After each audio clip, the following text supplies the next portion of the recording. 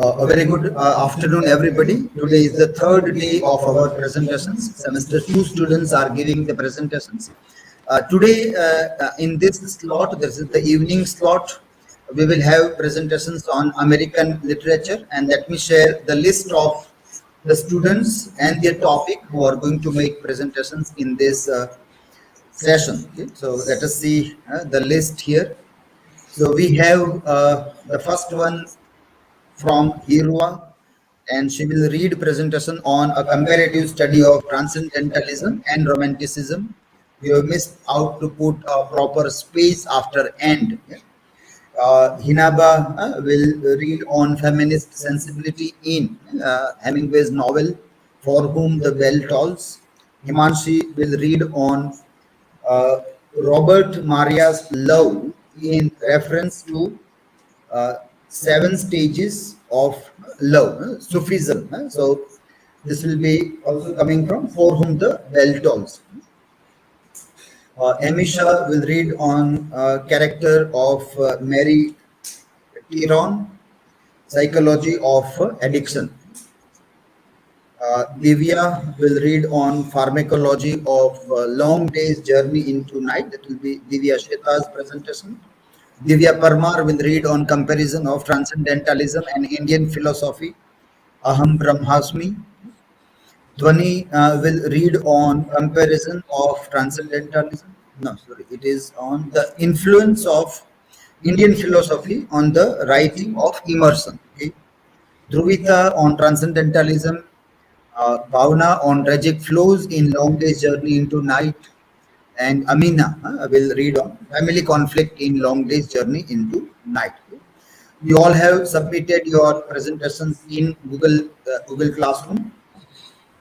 You are evaluated on various parameters in the rubric that is given in Google Classroom, from subject knowledge to organization of your ideas, elocution, mechanics of writing, your eye contact and enthusiasm, citations and originality of your arguments, and the style of citation is also evaluated in Google Classroom. All your presentations are also submitted here. Okay, so let us start with the first presentation of the day, Hirva.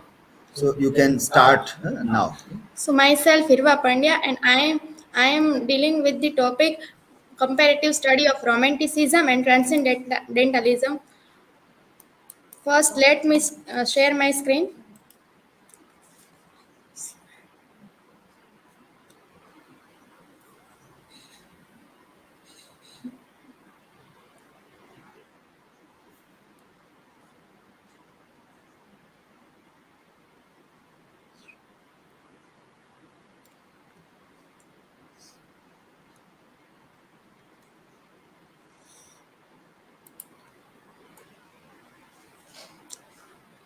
Is it full screen?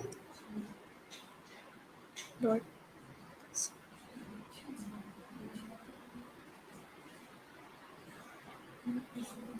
It's loading. Now, share your screen.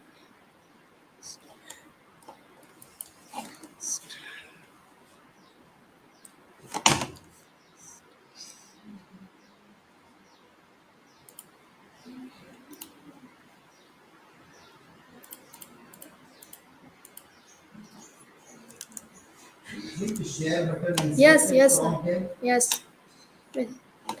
See that.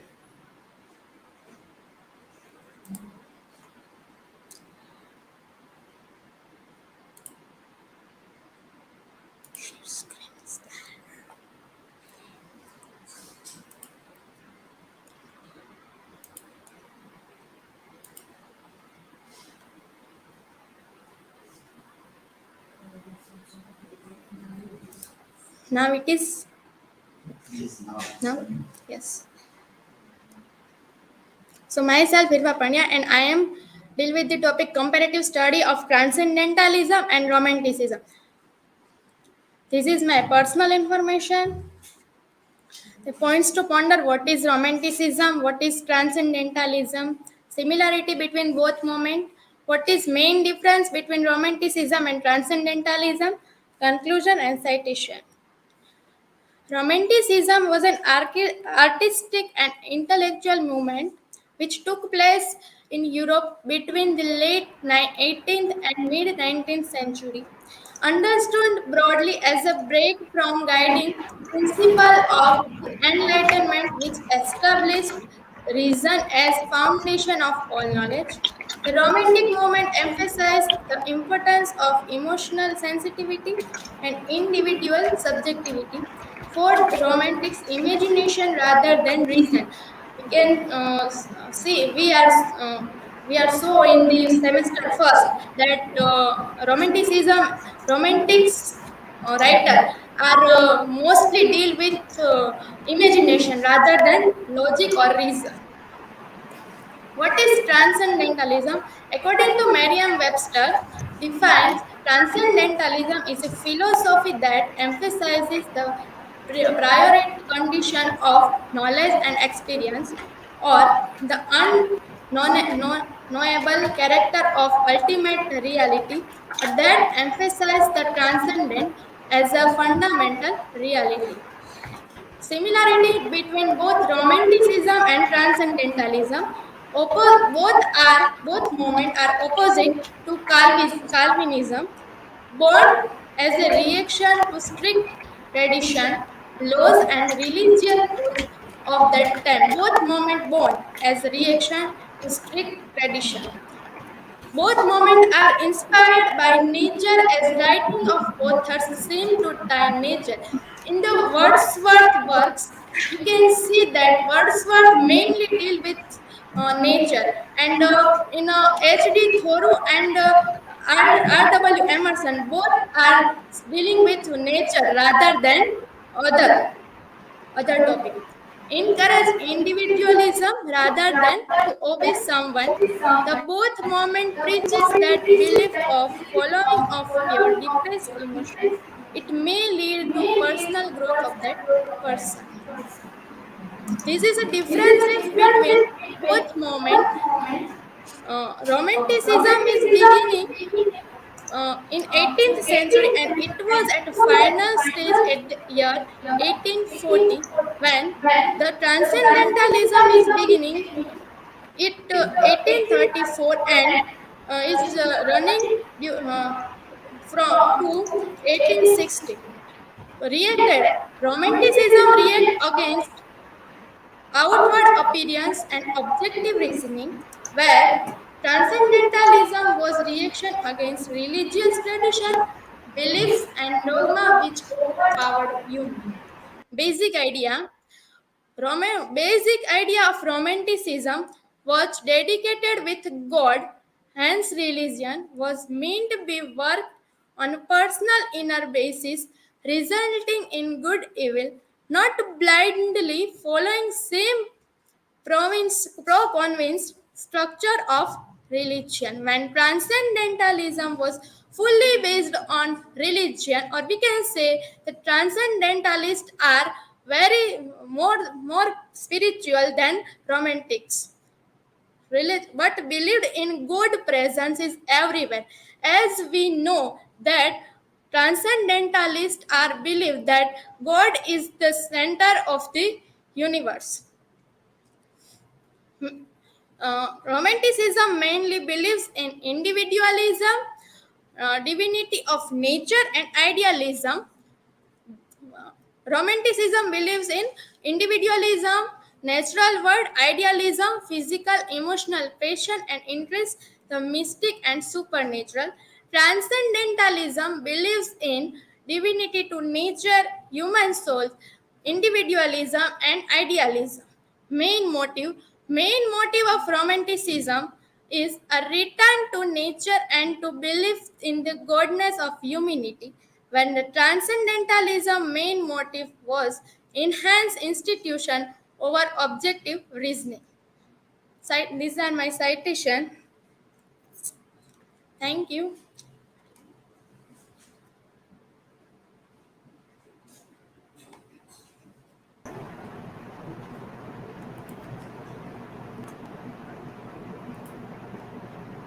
Yes. When your turn comes, come in the center to ask question.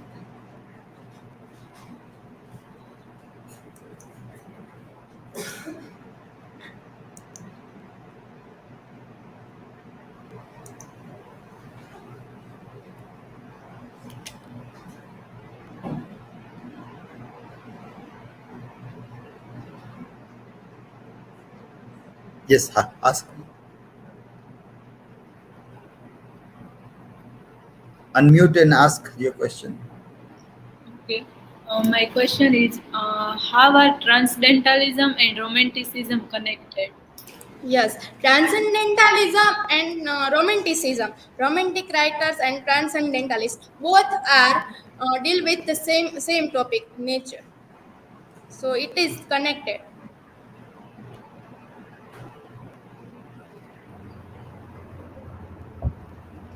Where I am asking. Sir, Yes, where is it? how romanticism with the ideal connected with idealism, physical and emotional passion. Romanticism.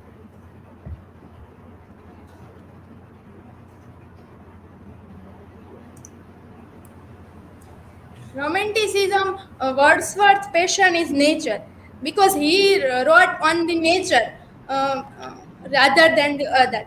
And other is other topic. What is idealism? Emotional passion. Emotional. Wordsworth became so emotional. So he wrote. He goes to nature and he write. He found that rather than the society, the nature give peace. So it is emotional connectivity, then physical connectivity. Physical connectivity is in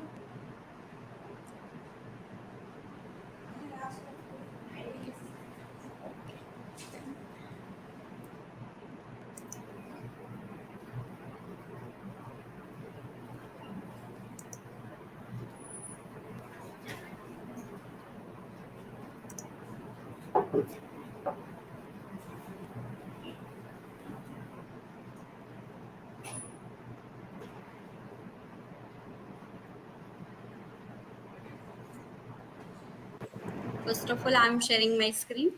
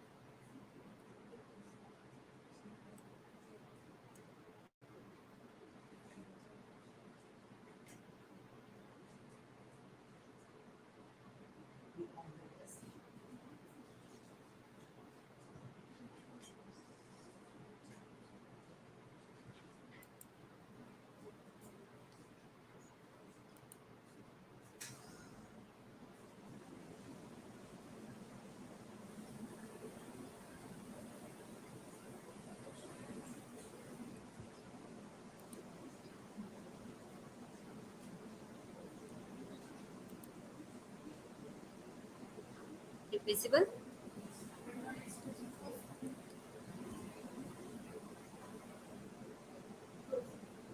Yes.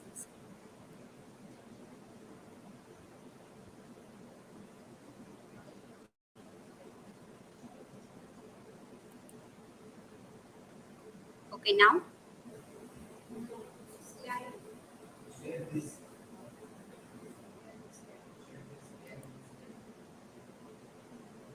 Now it's... Yes. Hello everyone, I am Hinaba Sarvaiya and today I am deal with the feminist sensibility in For Whom the Bell Toll novel written by Hemingway. This is my personal information. And now about the author. Ernest Hemingway was an American novelist and short story writer and win the Nobel Prize for... No. And I'm audible? Yes. Yes, and he won the Nobel Prize in Literature in 1945, and he wrote the masculinity of his writing, and for his writing, and he adventures the widely published his life, and masculinity is always met issue in his career. And according to Edmund Wilson say to admire the Hemingway in his early career and was one of the first to criticize his growing antagonist to the woman. And first, the meaning of the feminism. The 1915 dictionary defined the feminism the equality of females. And after the 1918 and 19s, the feminists advocate the equality of the sexes connected with the woman movement of the voting right and legal information France, German, England, and the US. Hemming portrayed the woman as being unfitted to face the reality of the real world. And now I'm deal with the feminist sensibility in the for whom the bell toll. Here the Hemingway represent the feminist sensibility in establish the reciprocity male-female relationship with the three perspectives like the female individuality in Maria, female subjectivity in Maria, and reciprocity between the Maria and Jordan. Here, the first point of the female individuality in the Maria. Here, the Maria is a woman, is a strong individuality, and beside her traditional virtues, and such as nurturous care and compassion. She is a woman with a determined action and a critical consciousness, and her individuality is also displayed her strength to continue her life and her bravely to the battle, her dignity in face of death, and her courage to quest for love. In this Maria, also the she was a very strong woman, and also in this novel, she explain her real situations in his childhood life. He also suffering so many problems, and she also suffered the parents were shoot dead in front of her side, and she rapped with so many times, and now he joined the Republican groups, and now he cut your hairs, and she looked into the prisons, not look like the beautifully. And Maria individual also embodied in her quest for the love, and the Augustinians say Maria does not do this sleep with Jordan lightly. It also tell that be aware and you strongly. And that time the Maria also he individually think about in the life, and she know what the take the initially, and she know what the right for you and what her do. And another second is female subjectivity in Maria. Her female subjectivity reveals in her role in caring for and nurturing, conforming, and transforming Jordan. At the beginning of the novel, Jordan is duty oriented, called the hero, and who has never really allowed to suffer, not to recognize his own share in human grief and death. First, the protagonist of Jordan, not like the Maria, he also concentrate on his work, and also Maria is the concealed that and taught him to throughout the story to care and expose him to the risk and pain for involvement with others. And when Jordan see Maria for first time, and after he blowing up the bridge, that embrace and hold her tightly, and two separate lines of the story, the missions and the law. And the third is reciprocity between Maria and Jordan. How to understand to each others. and Jordans are love to the Maria, and there many are negative with critics say that. And according to Leslie Fielder, give to most pungent criticism that for whom the bell toll, Hemingway was written the most absurd love scene in the history of the American novel. And this reciprocity between the sex achieved the natural setting remoted by the society, and it's all is illustrated by the love between the Jordan and the Maria. And though still beholden to sense of duty, and Jordan loses the sense, and those around his are instrument, and Maria teaches him to care, and he sees for the first time something more than isolating in duty and his life for. And the end of the novel, the Jordan thanks give to the Maria and tell that the I have learned much for there, and need for and Maria awakened Jordan connection and responsibility, and share become his guide. And conclusion, the for whom the bell toll, Hemingway present the feminist sensibility by the depicting a woman with a female individuality and female subjectivity, and presenting the reciprocity between the man and woman. Thank you, and this is my work citation.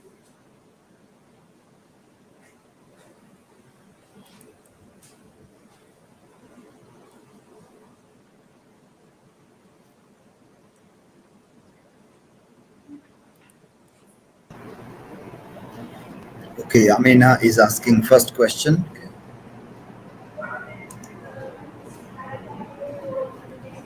When the question gets displayed, then you ask. Unmute yourself and yeah, repeat again.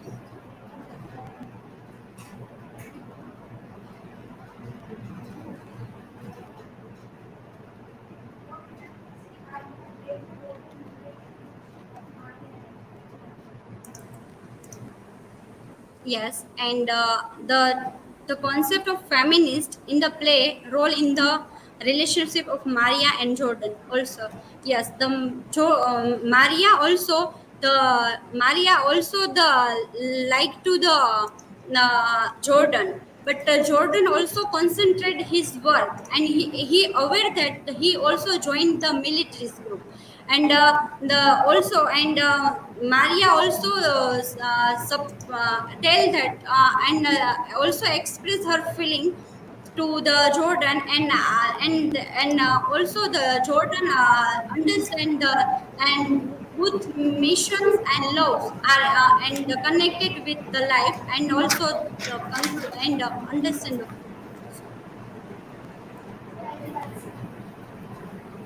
Uh,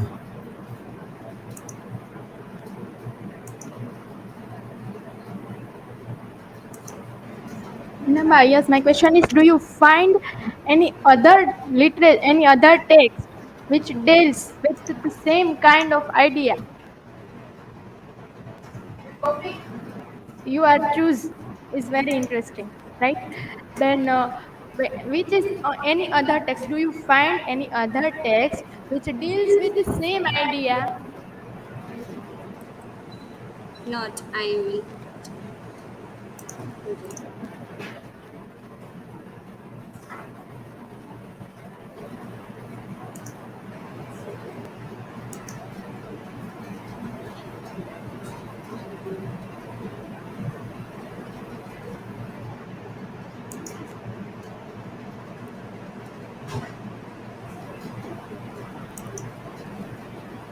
Let me share my slide first.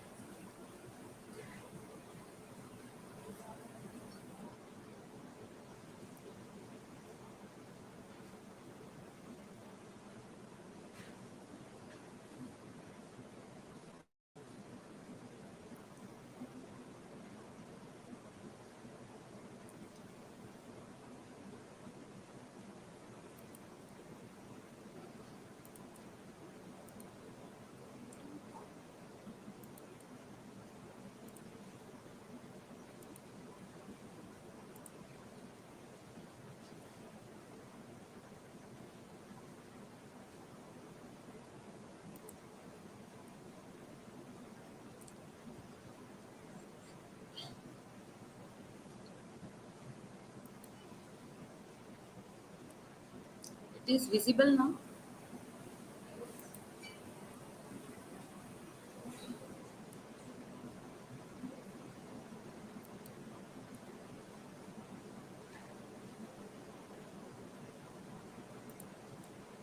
I share my slides. Now it is visible.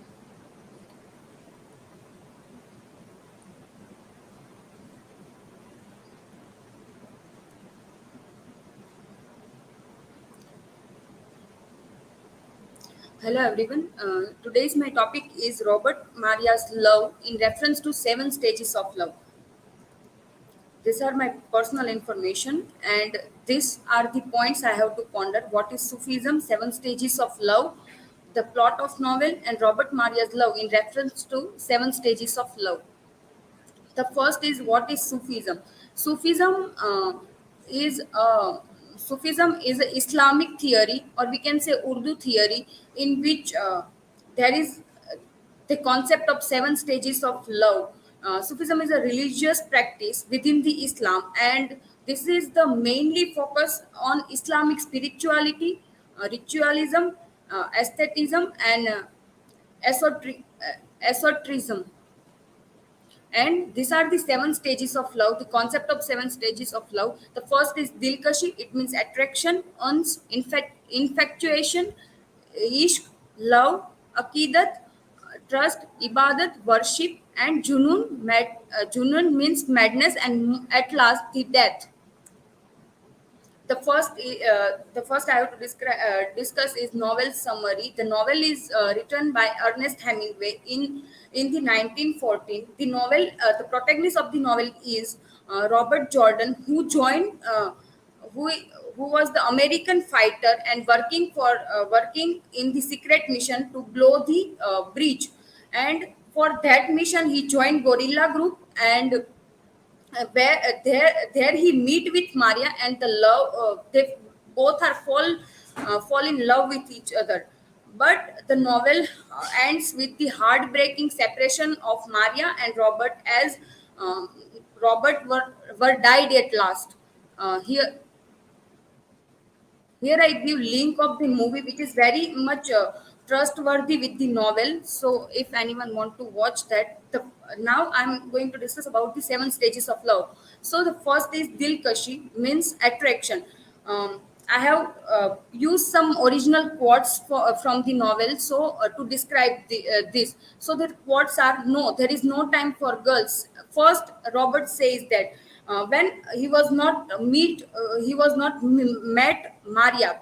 Then after he met Maria, his sentence were changed. Like he, as he said that she smiled and said, "Hola, comrades." She means Maria. And then Robert Jordan replied that he was staring her constantly, and he was told that she has a beautiful face, and she wished that he wished that I hope I was meet him before her hair was cutted out. So that thing is there, and I took these references from the page number 29 and 30 from the original text. The second one is infatuation. So as Robert says that Maria says that you have very beautiful face. I wish I would have had the luck to see you before hair was cut. So Robert was said it in reference to Maria. And the next one, he said that uh, like I have no time for any woman. As he constantly repeating that I have no time for woman, I have no time for woman, but he is getting infatuation towards Maria. And then the third phrase of love emerged, like after the meeting of Horseholder, they are coming back, and the pillar, one of the group member of gorilla group. Said that, let me you if I feel that you both are liking each other, so let me leave alone. And she leave them alone, and at that time they both are confessed their love towards each other. As Jordan says that I love you, then he said that I love thee, Maria. In the page number 81 and 82, he confessed his love thrice. then after that, the fourth is akidat, means trust. As we see that Maria in the novel recently suffered from the traumatic rape, and her hair was also sewn away, and still he trust in Robert. Like still he started trusting Robert. He's so much stranger for her, but still he is able to trust him. It show the trust. And also she both Robert and Maria both share each other's experiences, and very personal, and we can say very griefful experience to each other. It is not possible without the trust. So at this is there, like Maria share her experience, and this Jordan share his experience, that how his father was shot himself and died. This I have taken from page number 361 and 362. Fifth is ibadat, worship. As we see that in this ibadat, this content of ibadat are very much related with Maria, as she's mad, totally mad for Robert, and in the mission of Robert, she know the danger, that how much dangerous the mission are, and still she constantly talking that I'm going to be with you, I'm going to be with you, even she is putting her life into the danger. And when the Robert was there, his leg was injured, and she is and the all other members of gorilla group taking her away. She shouted that let me stay. She know that if she stay there, she will be died. Still she is telling for let me stay. Also this we find in Maria, in Robert's case also, as he said that when someone asked him that you care for Maria, and he said that yes, I care very much for I care very much. So at that time when he sentenced this, he was also in the dangerous mission, and he is not caring for himself, but he is caring for Maria. So that is showing his worship towards each other. This I have taken from page number 475. And the sixth is Junun, madness. This also, as we see that before a day of mission, Maria and Robert were discussing about tomorrow's mission. At that time, Maria told that Pablo was saying that we all are dying we all will die tomorrow. But but still if we survive, we will we will buy house, we will stay together, we will do this, we will do that. She madly talking about all these things, and even Robert told him to stop. She will not get stopped. She is dreaming all the things like we will do this, we will do this if we will survive. So that thing shows her madness for Robert.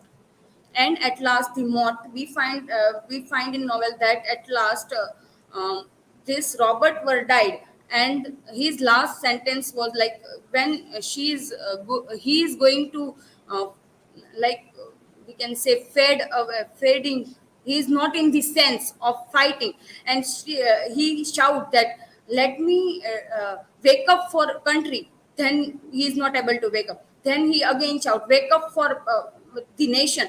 Then again he's not, and then he at last he said that wake up for Maria, and he wake up actually, and he fight for the Maria, but at last he died. Similarly, we find in Maria's case also, he want to, as I say before, that he want to stay with Robert at the end also. And thank you, and these are my citations.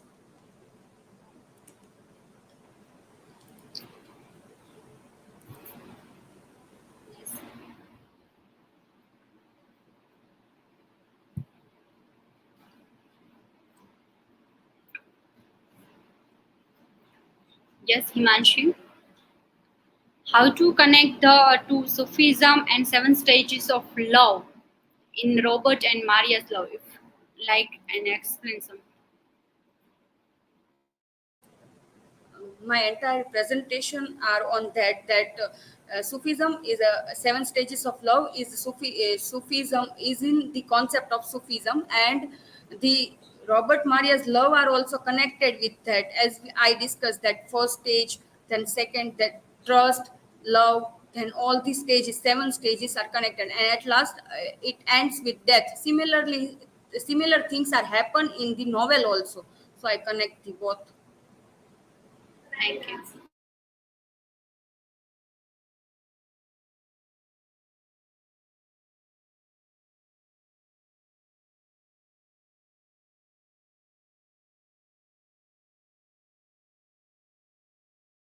Can I ask? What is difference between Sufism and seven stages of love? Is there any difference between both of them? Actually, I found your question unreliable. Like Sufism, and there is not possible the compare Sufism and seven stages of love, because seven stages of love is a concept of Sufism. So Sufism is a religious kind of thing, and this seven stages of love is a concept of that religion, particular religion. Actually, my question is how you are connected with Sufism and seven stages of love. But it was asked by Hinaba, so I will change.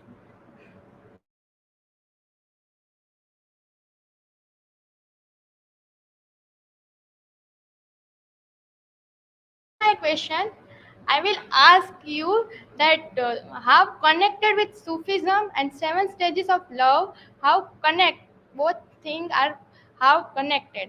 But it was asked by Hinaba firstly, then I will change my question.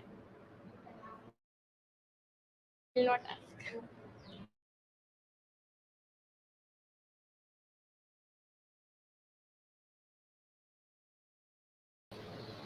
So, she mentioned that they have chopped the hair of Maria, and I have read somewhere that in the ancient time, when they want to make to feel women inferior, the act of chopping of hair was existed in this kind of idea. And in the modern time, somewhere.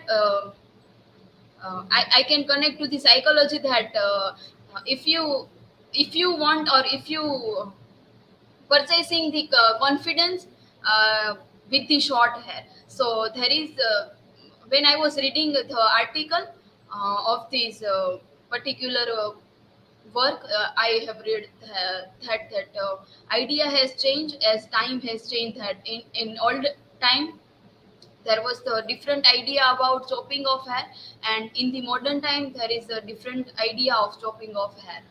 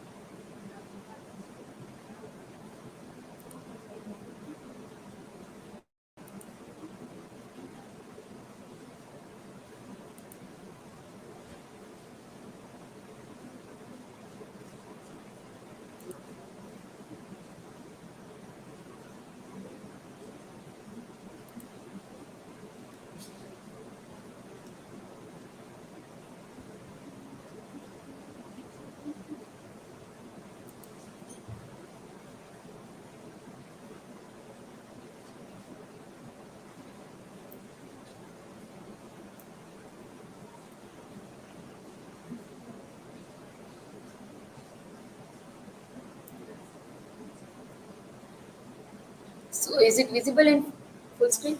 Okay, so today we have the third day of presentation, and we are dealing with the paper number 108, and that is the about American literature.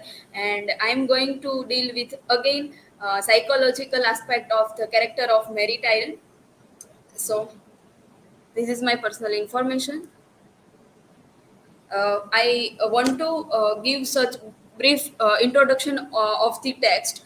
Long Day's Journey into Night is a play in four acts written by American playwright Eugene O'Neill. Eugene O'Neill, I found that the writer who have portrayed the psychological aspect of his character in a very unique way. So I have taken this, and this play has published in 1956. There are characters like Mary Tyrone, James Tyrone, Edmund Tyrone, and Jamie. It is the family of Tyrone. Now we are going to look at the how it is deal with the psychodynamic theories of addiction, because the our female protagonist is Mary Tyrone is the addicted and with the morphine. Psychodynamic theories of addiction.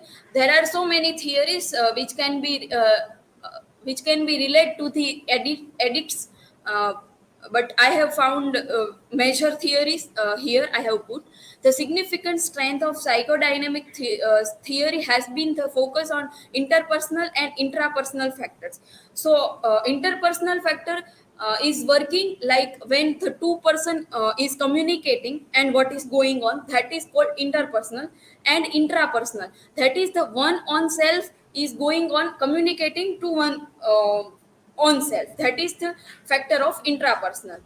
So both the factors playing the role in the same way in a psychodynamic theory, beginning as early as during parent-child interactions and the emergence of unconscious motivations. As we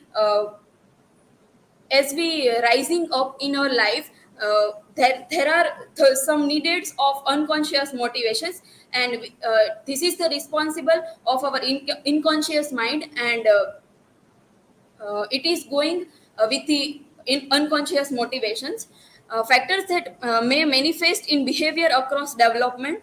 So as we getting the way of development, we are getting the strong aspects of unconscious motivations. Modern psychodynamic theories suggest that there are three interrelated factors that lead to addiction: underdeveloped ego function and defense mechanism. We can this aspect we can see in normally in children, that how the defense mechanism is working in their unconscious aspect. The failure in symbolization of the soothing qualities of internal objects, a deviant positioning towards pleasure in the form of Josans. And it is the Josans is the theory which is found by Lucan. He was the psychiatrist, and it is the theory of our human desire and human delightful factor. Now we will go to the one by one aspect. First is ego psychology perspective. Addiction is more likely in individuals with underdeveloped executive functioning or ego functions, primarily reality testing, stimulus barrier, judgment, impulse control, and synthetic interrogative function. So here I want to mention that there is the stimulating experiment with the dog in psychology. So it is the talking about that particular experiment, that how stimulating theory is working in the this particular factor. Second is an object relations perspective proposes that to understand addiction vulnerability, a focus on the relational and representational aspects of development is needed.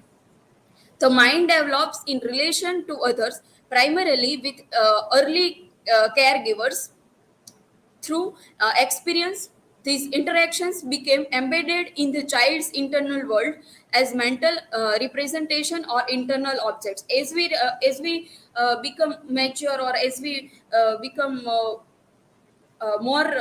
we can say that as we rise up in our life, these three stages are related strongly, respectively. Third is the Lacanian psychoanalytic movement explains addiction from the perspective of Jonas, a paradoxical, enjoyable, yet intolerable form of pleasure.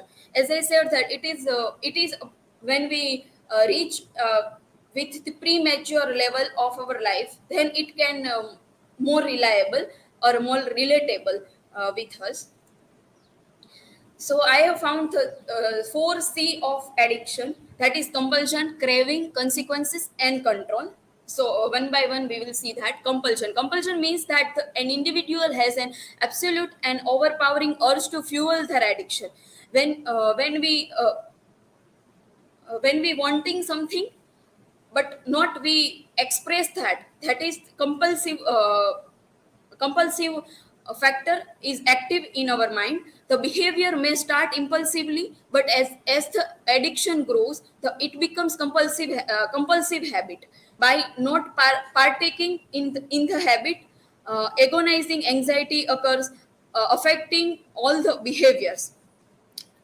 Second is the craving. The urge to fuel the addiction becomes and demanding as hunger pain, mimicking a physical need. It feels like it is vital for survival.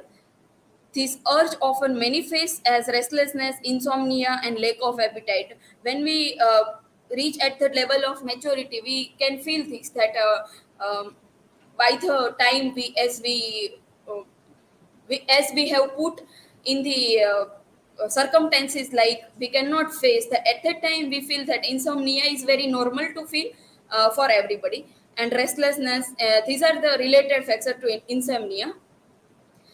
uh, Consequences, even when negative consequences become apparent, the behavior continues. Consequences of addiction include relationship, work, legal and money problems. Consequences coming keep coming in our ways, but when we are in the particular stage, we cannot think about in a very ideal way when this factor is active in our mind. Control of when or how the individual fuels their addiction is lost. Oftentimes in the early stages of addiction, an individual will try to cut down or eliminate the behavior. This is impossible when the lack of control stages of addiction is reached. When uh, when this thing is active in our mind, then this four situation is going on, and we cannot control to our own self even.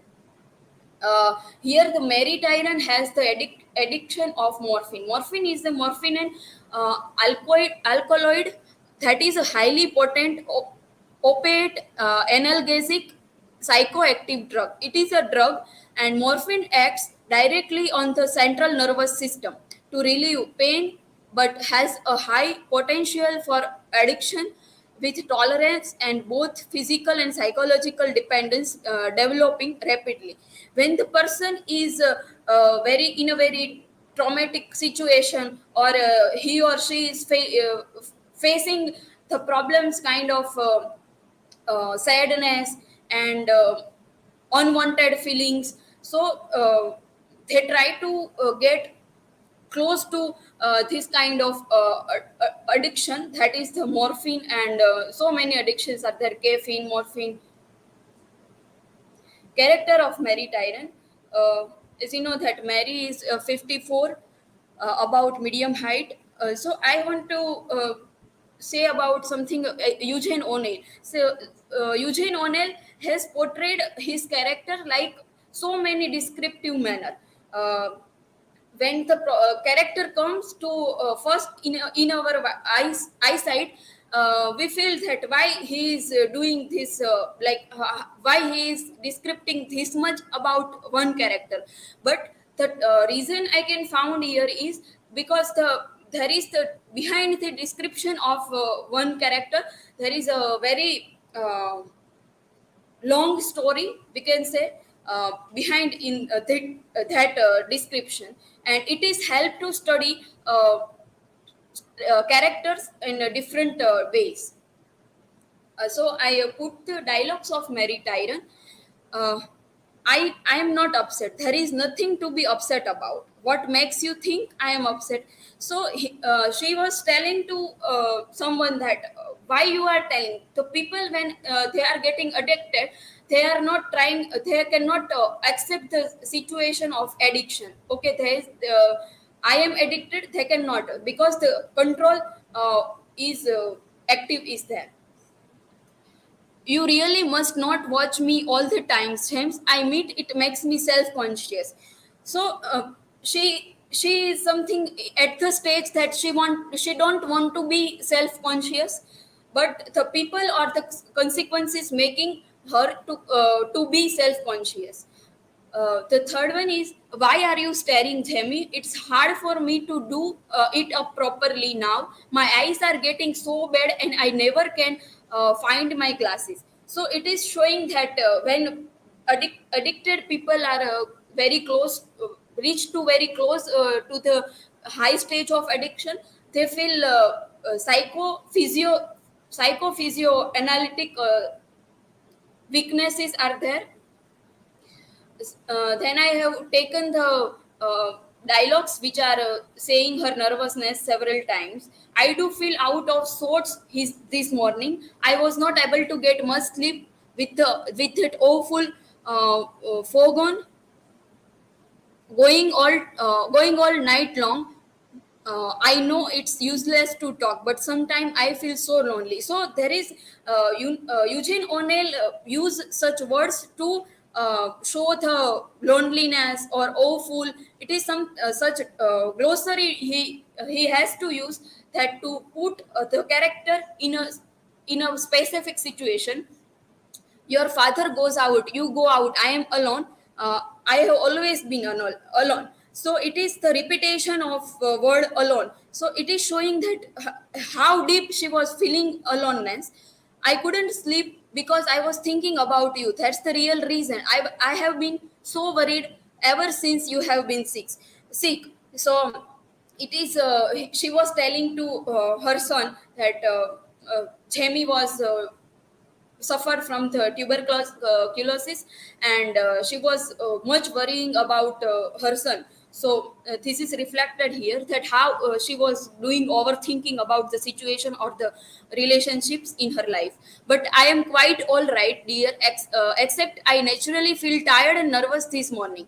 After such a bad night, I really ought to go upstairs and lie down until lunchtime and take a nap. So when addicted people wanting something or craving of aspect is active when they wanted to only to sleep. I have chosen one dialogue from Tyrone. He was telling to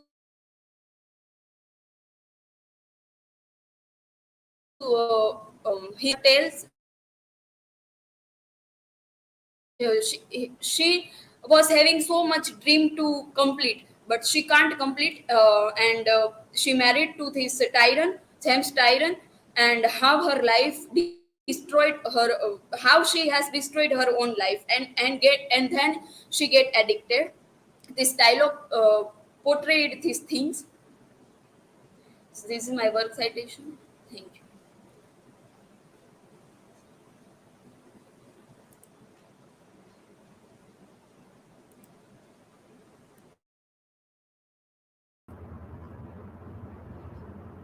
I have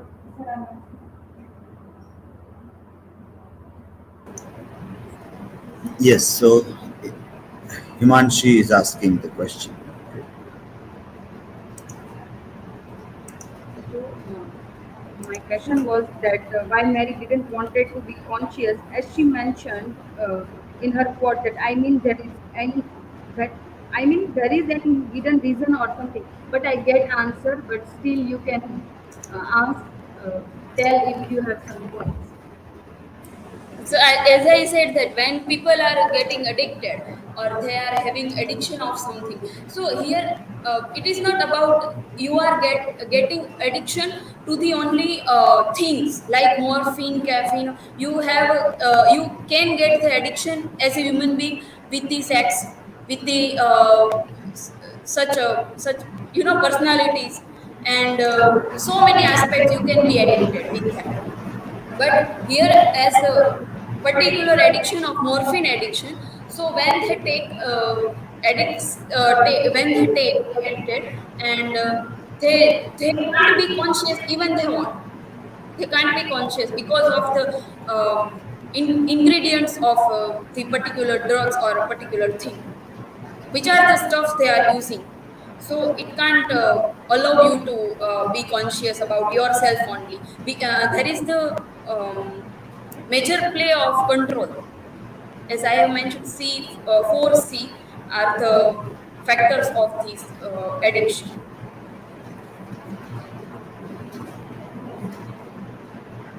Okay.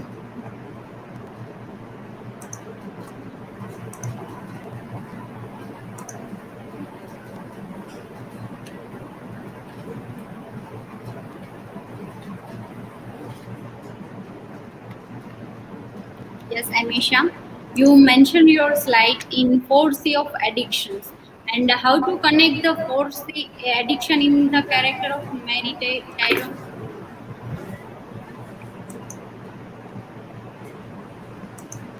I have put also the quote or the sentence she is speaking, and at the last I have put the quote or the dialogue of Tyrone also, which is saying that the dialogue is not very long, but the dialogue is speaking that how this 4C is playing the role in the character.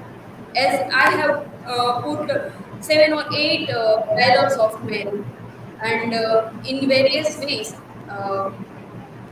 the 4C, each and every, are working in the character.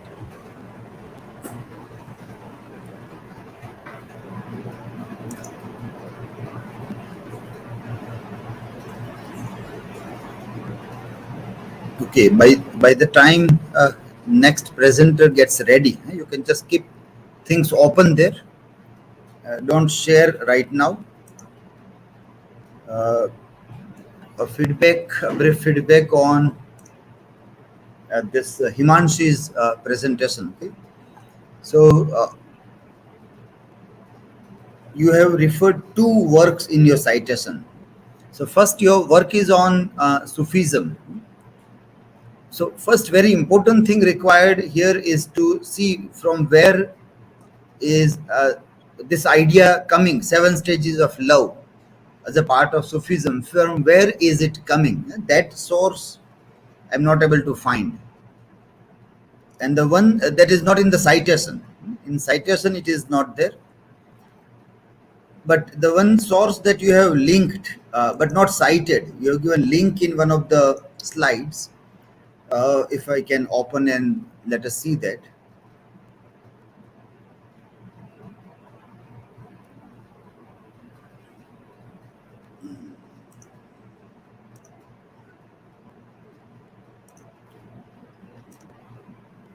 Yes, I'm sharing this link.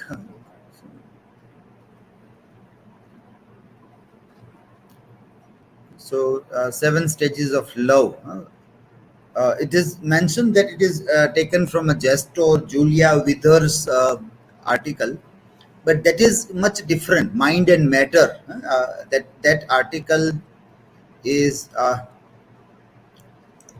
this. It is more about quantum mechanics rather than love. Mind and matter, the complementary nature of quantum mechanics to Sufism. So that article is not speaking about 7 stages of love. Okay? The other thing that you mentioned was this. There is a link. There was a link given there. So click here to read more about Sufism. Now that link is coming here. Some Runzun Nupur. Their 7 stages of love is coming. Uh, now you see, if you read this article, this writer seems to be a writer, and maybe writing several books or other thing. That is how the profile briefly is speaking about Runjun Nipur. She is author Nirvana in a corporate suit. That is a book written by her, Nirvana in a corporate suit. Entrepreneur also, happiness coach. So maybe those positive attitude things she might be doing. Yeah? Now see what she is writing here. It's very interesting to see this also here, that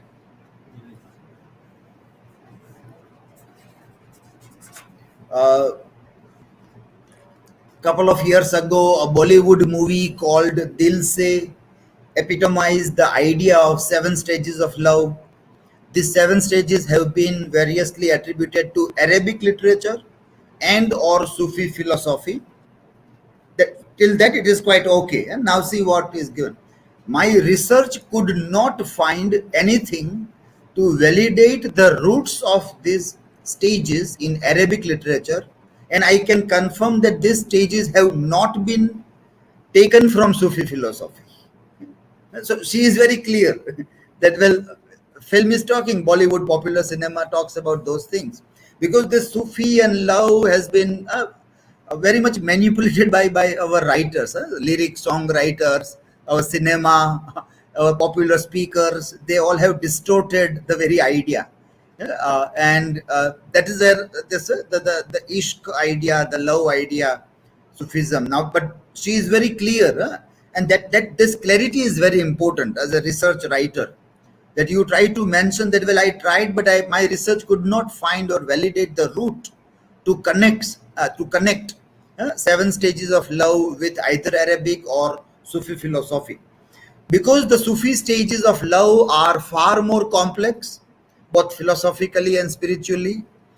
So I was not able to do that. Someday I would like to make a series on that. This piece, however, is about the 7 stages of love that pop culture. See, pop culture. Now, pop culture is very shallow, and it will not have the depth which is required. Pop culture presented to us, and that is the movie is talking about. Then you have this Dilkashi, But this, sir, yes. in JSTOR website, the article I have linked, You in can, that you can, it is clearly written. uh, Mentioned that unlike quantum machines, Sufism dates back to the very beginning of the Islamic tradition in the 7th century. It is not a sect of Islam as many assume. Rather, it is a way of approaching the religion from a moral, more personal, spiritual, and mystic place. ha. I know this 7 stages of love is there. The concept of Sufism is there. But Sufism is a very wide region. In Sufism, you're not talking about Sufism. You are talking about 7 stages of love. Is it clear that, no? So you're not talking about Sufism, but your point is 7 stages of love in Sufism. And the link that you have given, it is not. I am not able to find 7 stages of love in this article, which is speaking about quantum mechanics. Is there anything given? Sir, I have quickly tried to overview that. I have given that link in the reference of Sufism. Only Sufism, Yes, huh? sir. Not that. So that clarity is required. No? That's what I am telling. That when you read this article, how very clearly this writer is writing, that this I am not able to connect. So what you need to write is this, that uh, you are only talking about Sufism in that. Now, that article is not talking about Sufism, but it is very widely connecting with quantum mechanics, that is physics, that is science. Now we know that all these attempts are made by people, religious people. They all want to say that my religion is more scientific. Everybody, Hindus also want to do that, Parsis also wants to do that, Muslims also wants to do that. So they all, with the new science, they all want to get connected to say that our religion is modern, our religion already had answers to all the scientific inventions. this attempt seem to be a part of that. Quantum mechanics and other things are developing. So somebody is reading Sufism in connection with that. Okay, so that is there. So now when you say this, your basic concern is this. Uh, if it is not connected, then there was no need to speak about that. Or only to Sufism if you want to speak, then also that source is not a valid source, because it is connecting with quantum mechanics and you don't have to do anything with quantum mechanics. So why are you going to talk about Sufism into an article which is talking about quantum mechanics? Simple question people may ask you. Then why don't you directly go to some authentic writer who are talking about Sufism? What is Sufism and whatever things like, why not that? Why quantum mechanics? You want to study there. So even if it is only for Sufism, then also that choice of the article is not a correct choice of the article. And this very clearly says that, well, this, so I'm just going to popular culture, and then these are film lyrics which are given Mirza Ghalib, and they speak about this also. So this is again the writer herself, that is Runjun Kapoor, is telling that I am in doubt about this. This is popular. This is our cinema who has done that. So it becomes quite unreliable to connect and read that, or you have to make that position clear.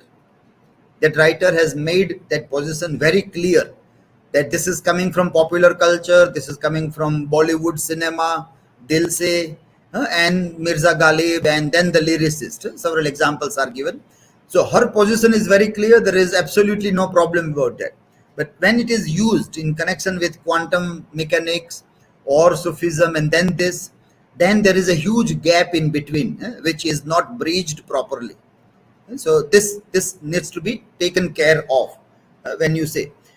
That is why we are asking that you give proper source, so we can understand that what you understand is proper or not. If you hide your source or you don't talk about the source, then very difficult to see whether those things are properly understood or not. Okay, now let us come to the next one.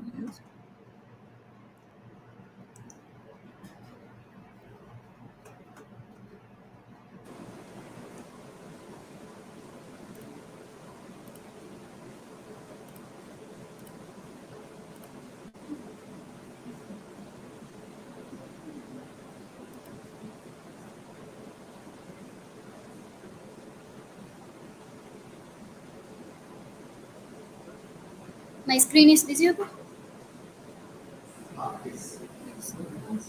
मेरा नाम अगर शराब होता, काम से ज्यादा बवाल होता, पीता हर कोई यूं रोज रोज, काम उसका नाम मेरा होता, होठ पर लगाकर अगर वो चूमता, निशान औरों के अधर पर होता, अगर लगे शहर में भले शराब बंदी, शराब पे नहीं ताला मुंह पर होता.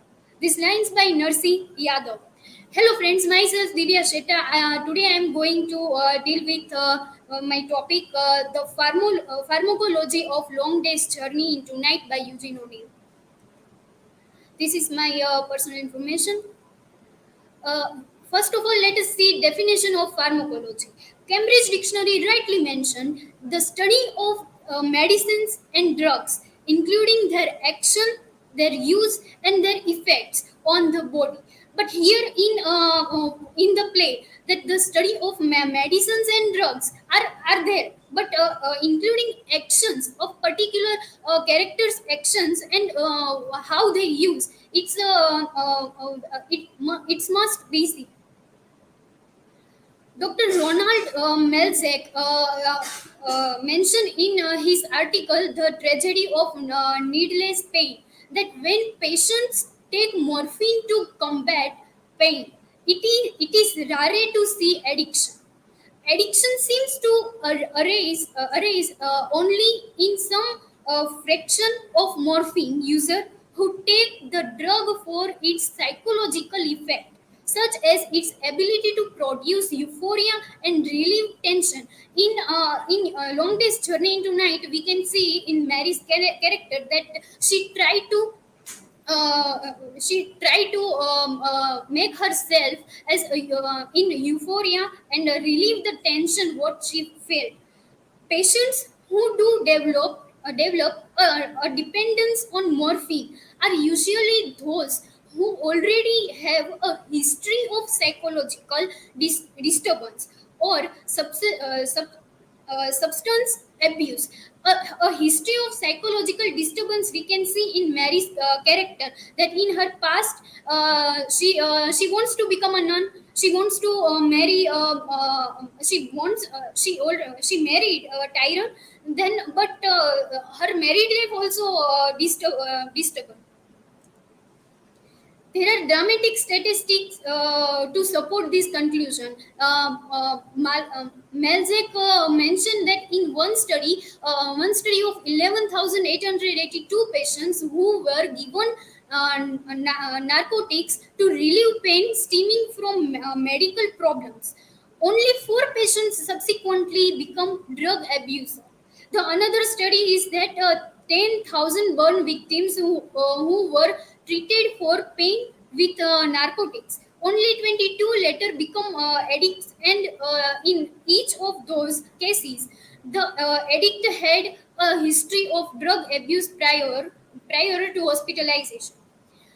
He rightly said that morphine might be a reasonable treatment not only for short term pain but also for chronic pain, even in patients who are not treatmentally ill. Little reason to question the assertion that the hotel doctor who gave Mary morphine to ease the pain of childbirth was a quack. Nor had we reason to question Mary's scornful attitude towards Dr. Hardy. The family who was the family practitioner who prescribes willpower as means of controlling her desire for the drug. But here I also wants to include that not for Mary's history that she wants some her desire are not fulfilled, and she takes to relieve her tension, and she wants to free, that's why he takes morphine. It's perhaps we can also say that it's the other side that we talk, but the opposite side for this topic, that we can say that Dr. Hardy who gave medicine that it's affect on her wrongly, that it's like it's the willing power, it's the her it's like a control, it's the thing that she wants to take it again and again. Such representatives of American medical practice at the turn of the century may have acted in a competent manner. Mary's response to morphine was unusual. Many were given morphine for pain, but few become addicted. So, Hinden mentioned that many patients for many patients they are not addicted for the medicine, but very few are addicted. We know that Mary has been able to resist the drug for long stretches. On the day the play takes place, she has returned from one of her cures, and so presumably has been drug free for some time. But during the opening chatter of the play, the main comment on Mary's robust health and express their pleasure at having her home again.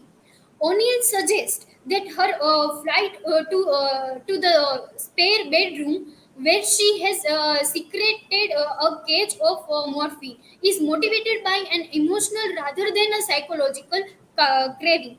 Tyrone repeatedly begs Mary to stop while she can, but she couldn't, because perhaps in some stage she likes to she likes to take morphine. insists that she is capable of stopping if she wants to, and his two sons repeat the plea.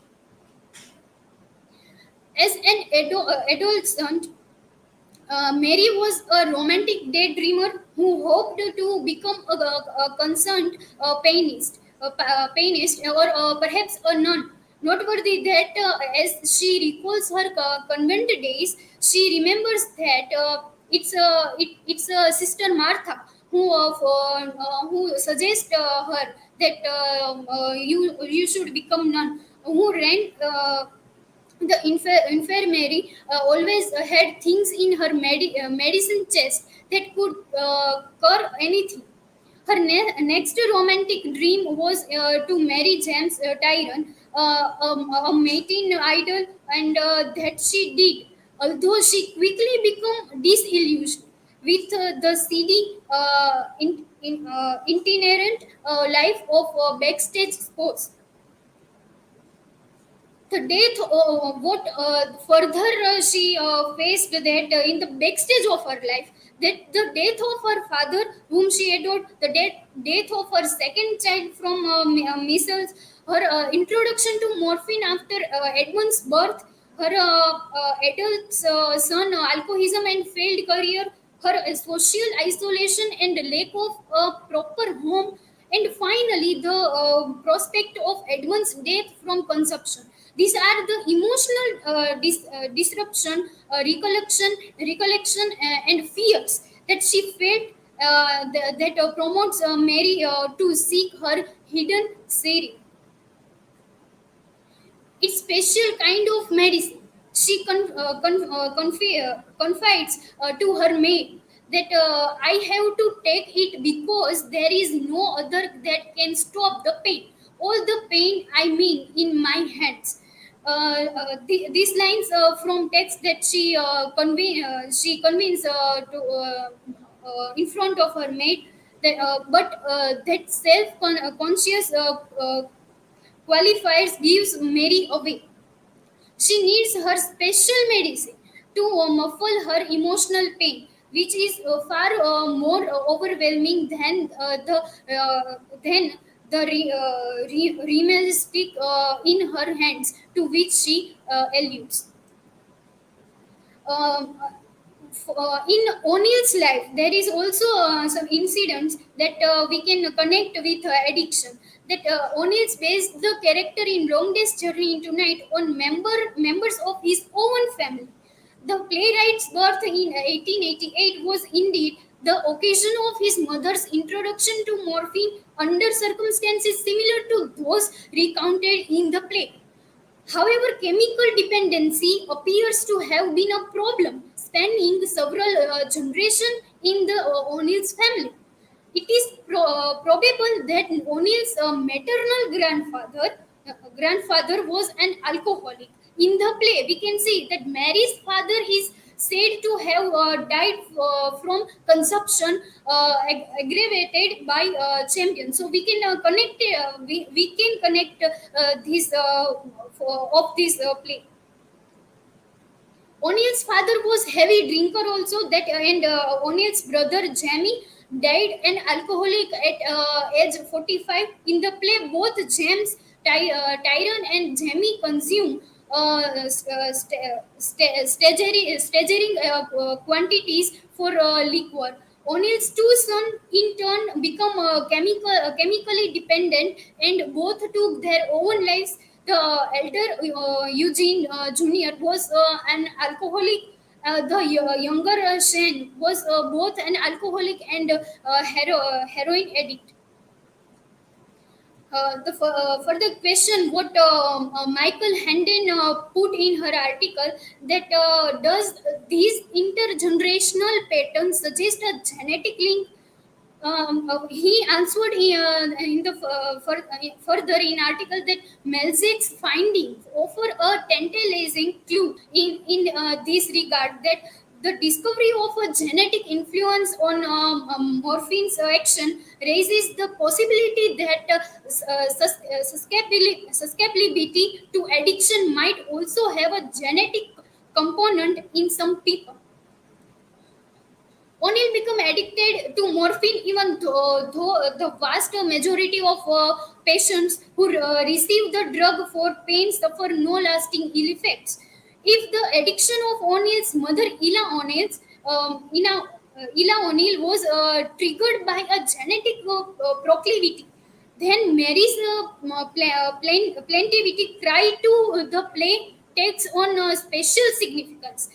She talked that none of us can help the things life has done to us. It is the view that some basis in psychological fact. During the winter, in O'Neill's life, that in 1911 to 12, O'Neill was living in a combination bar and rooming house in New York City, known as Jimmy the Priest.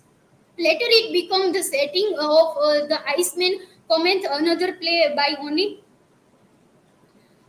In the conclusion of the article by Michael Hinden, that in time O'Neill wrote a long day's journey into night, which contains one of the most harrowing portraits of addiction in world literature. As he stated in his dedication, it was a play written in tears and blood. This is my work citation. Thank you.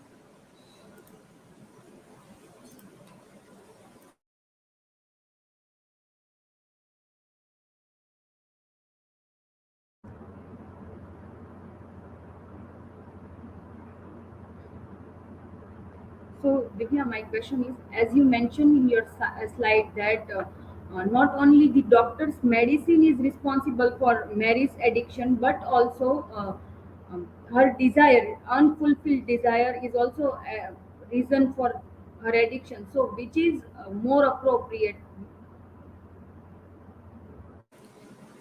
Her desire to take drugs or morphine, that is the second stage.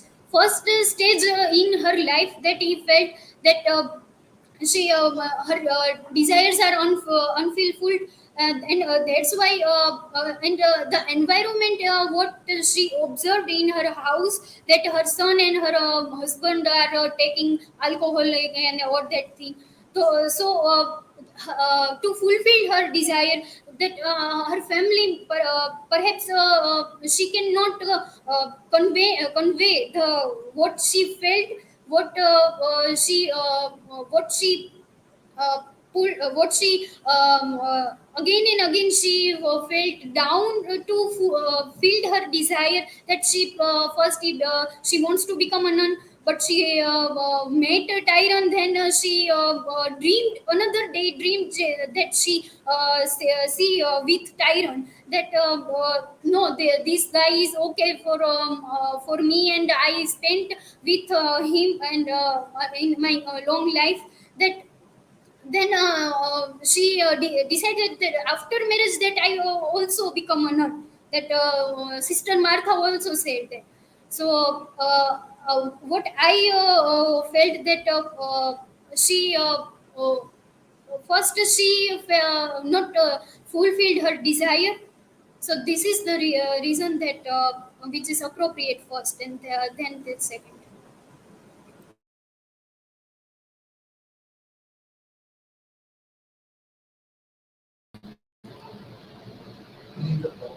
Yes. So recently, I found that both the questions were going on in the same direction. So if you would like to give answer, then you can. That another question is, which is the factor in this text, which is the strong playing the role when you are applying this particular term of pharmacology? Do you find?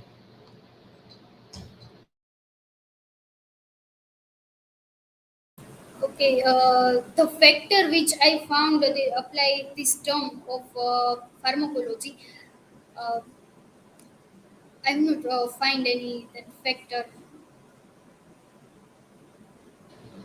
I am asking that when you read the text, then in which stage you find that okay, this is the term which I can apply to this text. Pharmacology you have applied. So when you were reading that text, that yes, as I mentioned in one article that mentioned that historical and psychological events are happen in patient's life. That pharmacologist research are said that these events of patients in past that is also applied in this study. In Mary's life, we can say that we can see in her past that her desire are not.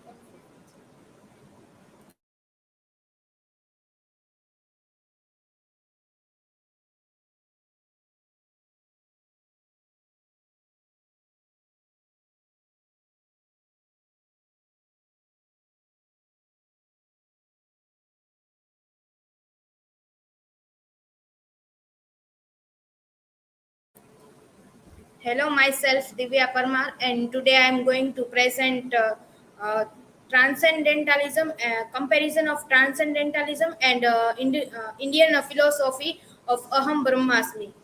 So let me share my screen.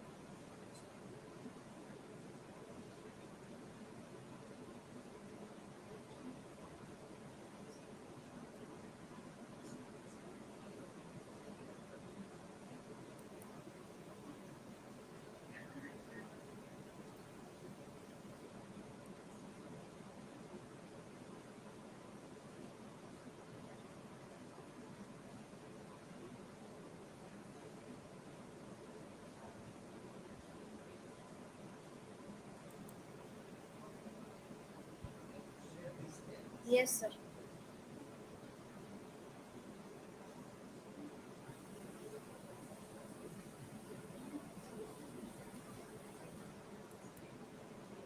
It is visible in full screen. Okay. So my topic is comparison between transcendentalism and Indian philosophy Aham Brahmasmi. This is my information. Points to ponder. So first of all, I will tell what is transcendentalism. Transcendentalist, Indian philosophy of Aham Brahmasmi, conclusion and citation. So what is transcendentalism? According to the Oxford Dictionary, an idealistic philosophical and social movement which is developed in New England around 1830s in reaction to rationalism. Rationalism means uh, it is in rationalism the reason in the center. So influenced by Romanticism, Platonism, and Kantian philosophy, it is thought that divinity pervades all nature and humanity, and its members had progressive views on feminism and com- communal living. Ralph Waldo Emerson and Henry David Thoreau were the central figures of transcendentalism. So the word transcendentalism comes from the Latin word transcender, which means to climb over or beyond. So the ideology of the transcendentalism is connected that transcendentalists are thinking which is not there. So climbing over or thinking beyond that, that is the center of this theory transcendentalism, which is directly connected to the spirituality. The founders of the American Transcendentalism movement were indeed trying to the climb beyond traditional or imperial thinking, favoring instead a person's institution and natural spirituality. So the term of transcendentalism covers the term of spirituality. Transcendentalism is an American literary, philosophical, and religious and political movement of the early 19th century, centered around the Ralph Waldo Emerson. The Transcendentalism movement started in America around 1930s, and it is ending around 1940s with the death of Margaret Fuller, who is the co-founder of the magazine The Dial. So the magazine Dial is that literary magazine type thing, where all the transcendentalists, when they meeting or they wrote something about on the transcendentalism, they make them as in that magazine of The Dial. So during the time Romanticism in the bloom in England, so Romanticism movement spread all around in England. Similar type, the Transcendentalism movement spread and become popular in America. So the major followers of Transcendentalism movement were formed a club which is known as a Transcendental Club. Ralph Waldo Emerson was the main figure among the founder of the Transcendentalism Club. So these four are a main figure, or we can say that the main transcendentalist: Ralph Waldo Emerson, Henry David Thoreau, Margaret Fuller, and Walt Whitman. Uh, we uh, we can see that with the death of Margaret Fuller, the term transcendentalism get followed down. So we can say that these four Ralph Waldo Emerson started the thing, and with the death of Margaret Fuller, the transcendentalism uh, slowly followed down. So transcendentalists were believed in power of emotions. So with this concept of spirituality, emotions are so important. With the idea institutions and individualism is also connected to the idealism. Soul's connection with the god and role of nature. Also we can find that these four are non-conformist, known as a non-conformist, because the member of Transcendentalism Club were against to the Puritan orthodoxy. Puritan orthodoxy means Puritans who are very strict to the religion, or believing in the strictness of the religion. They believe in to follow each and every rule, or every rituals in a religion. So the all four, or the all transcendentalists are called as a non-conformist. Indian philosophy of Aham Brahmasmi. Whenever we refer to the Vedic text, we find the great sentence Aham Brahmasmi.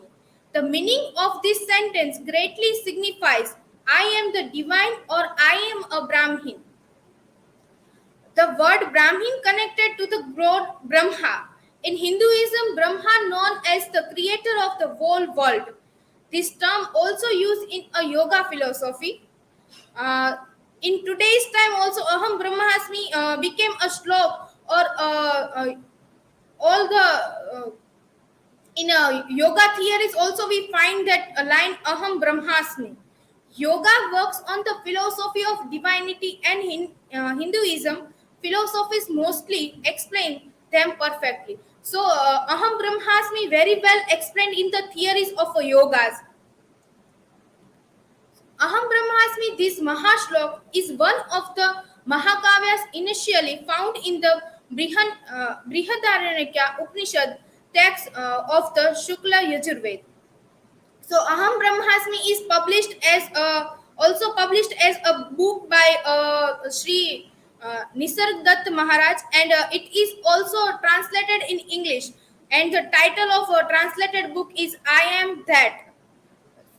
So that the answer to this book is written in form of a conversational tone. So the one who ask the question and another this Mahaswami give answer as advice or understanding of this theory aham brahmasmi. So the to the answer the people who were asked him and he is giving as answer, and we can say that advice or the explanation of what is aham brahmasmi theory. In that book, by the question answer, we find that our soul is above everything. Also there is a lot of talk about a spirituality. Spirituality it is it I read the dialogues between this Nisargadatta and one who questioned them. So is questioned like that this Swami answered this spirituality cannot be explained. uh, we can say that this is spirituality, but it is not 100% to be explain them. Spirituality is like that one thing, one aspect where only we can feel that. So conclusion, in the transcendentalism, we can find the concept of a spirituality which is connected to the nature, which is connected to the idealism and individuality and power of emotion. But when we see the theory of aham brahmasmi, in Indian philosophy, we find that same concept of spirituality. But as when we see as Indian philosophy, it is connected to the yoga theory, and somewhere it is connected to the Indian Hindus religion also, because there is a name of Brahma who is dedicated as the creator of the world, and also we in religion we find that Brahma is the the character of a Brahma is all over the top of the god, or we can say the symbol of power. So this is my citation, and thank you.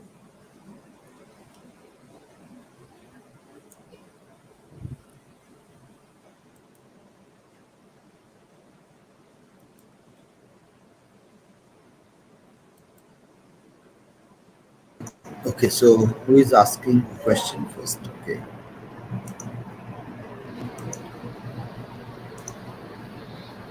In which of the box you like to put transcendentalism more philosophical or rebellion?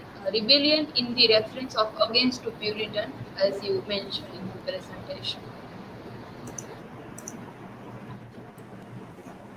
Yes, transcendentalists mainly focus on the spirituality, but not the context of a religion.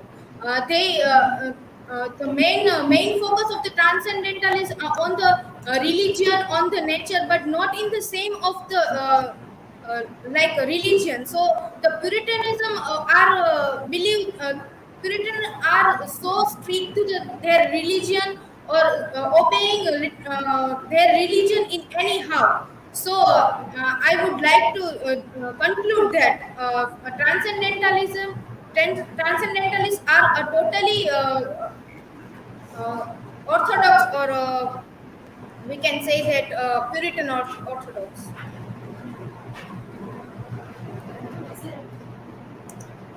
Come in the focus.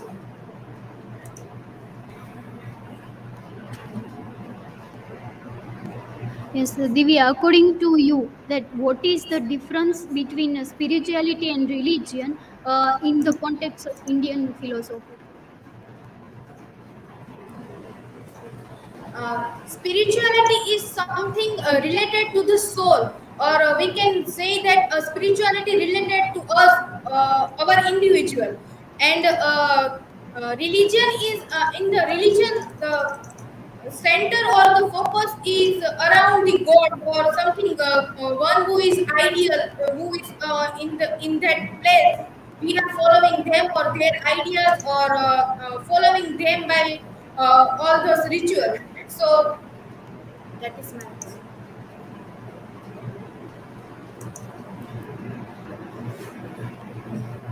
You have to put full question. If there is an error in the spelling, then again put full question so it can be reflected accordingly.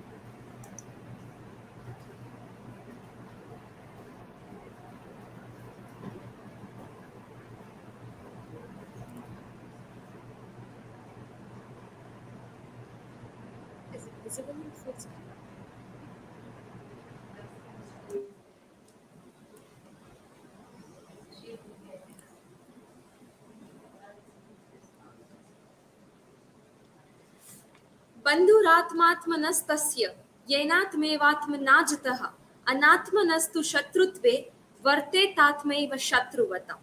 This is the shlok of Bhagavad Gita, Adhyay 4. And Emerson also states the similar kind of thing in his lecture, that mind is the only reality of which man and all other nature are better or worse reflection. So good afternoon to everybody. I am Dhvani Rajyaguru, and today I am going to deal with influence of Indian philosophy on Ralph Waldo Emerson, who is the prominent transcendentalist. This is my personal information. And before going to the influence, let's have the glimpse of brief information of Ralph Waldo Emerson's life. He was born on May 15, 1803 in United States and died on 27 April 1882 in Manchester. He was American lecturer, poet, essayist, and the leading exponent of Transcendentalism. In the decade of 1830s, his personal manifestos like Nature, The American Scholar, and all the other Divinity School Address, it was published, and this was 1830 was the very important decade of his life. He was also the spokesman of the other transcendentalist people, and he found the spiritual doubts. He also formulated many philosophies, and everything he brought afterward were extensional amplification and amendment of the ideas he affirmed with the nature. Now, what is transcendentalism?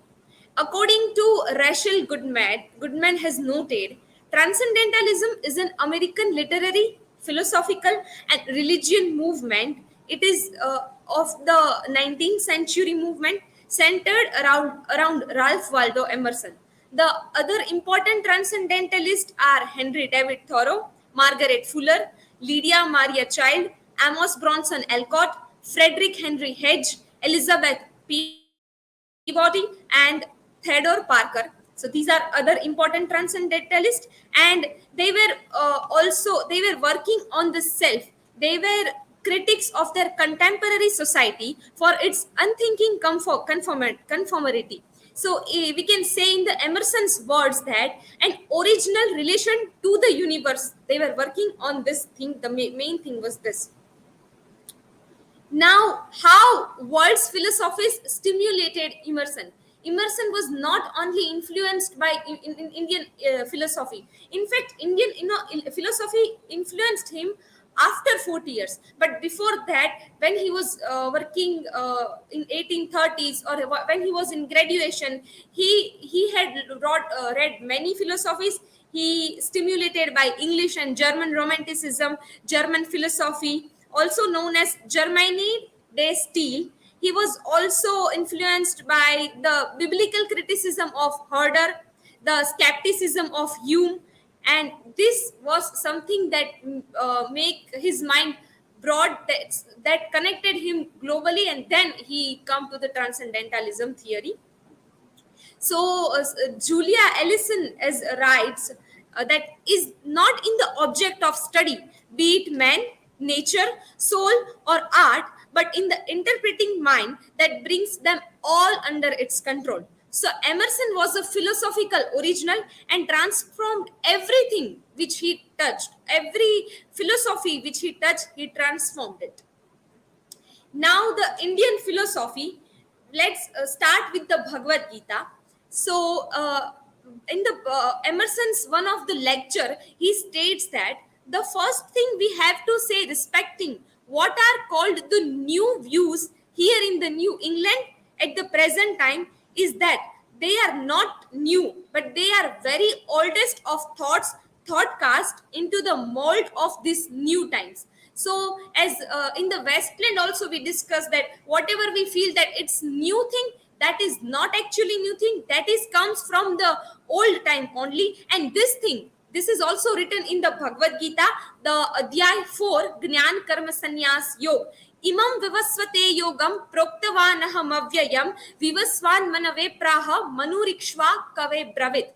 That means in this Sri Krishna tells to Arjun that he gave this yogic knowledge to sun god Vivaswan, then through the Manu, and then it comes to the mankind. So already this is told by many of them, Vivaswan, Manu, and then mankind, and then it comes to us. So we see here that yogic knowledge of Bhagavad Gita is imperishable, and it is related to the great soul. It is related to the Emerson's lecture that whatever we feel that is new in the present time, that is very oldest of thoughts.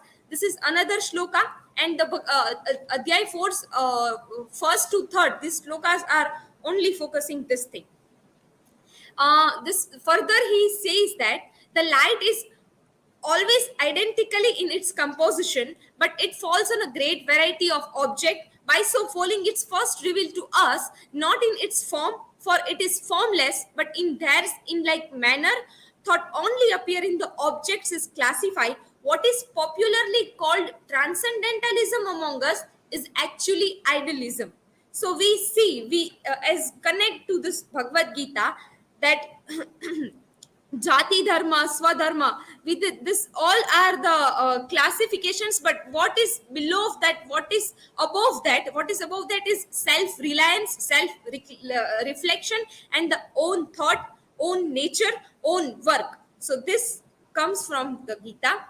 And the last one, as I begin my presentation with this slok, this describes that in the idealistic essay, Emerson wrote many essays, he gave many lectures, and in his one essay, idealistic essay, in the page number 2, he states that mind is the only reality of which man and all other natures are better or the worst reflectors. So that is also he influenced by this Gita, and this shlok comes in the Adhyay 6, Atma Sanyam Yog, and in this written that Bandhuratmatmanastasya yenat mevatmanajataha anatmanastu shatrutve vartetatmaiva shatruvata. And that means that a person's mind is his own, can be his own friend or can be his own enemy. So the thing is how person controls his mind, that is important. So mind and the reality. Now, Emerson and Vivekanand, there are many things which are told by Emerson is also stated by Vivekanand, and especially the what I have told before, that the new thing which we feel like. So he states that Vivekanand, the Vedic religious is the eternal nature of man, and you can our first principle is that all that is necessary for the perfection of man, for attaining unto freedom, is there in the Vedas, and you cannot find anything new. You cannot go beyond a perfect unity.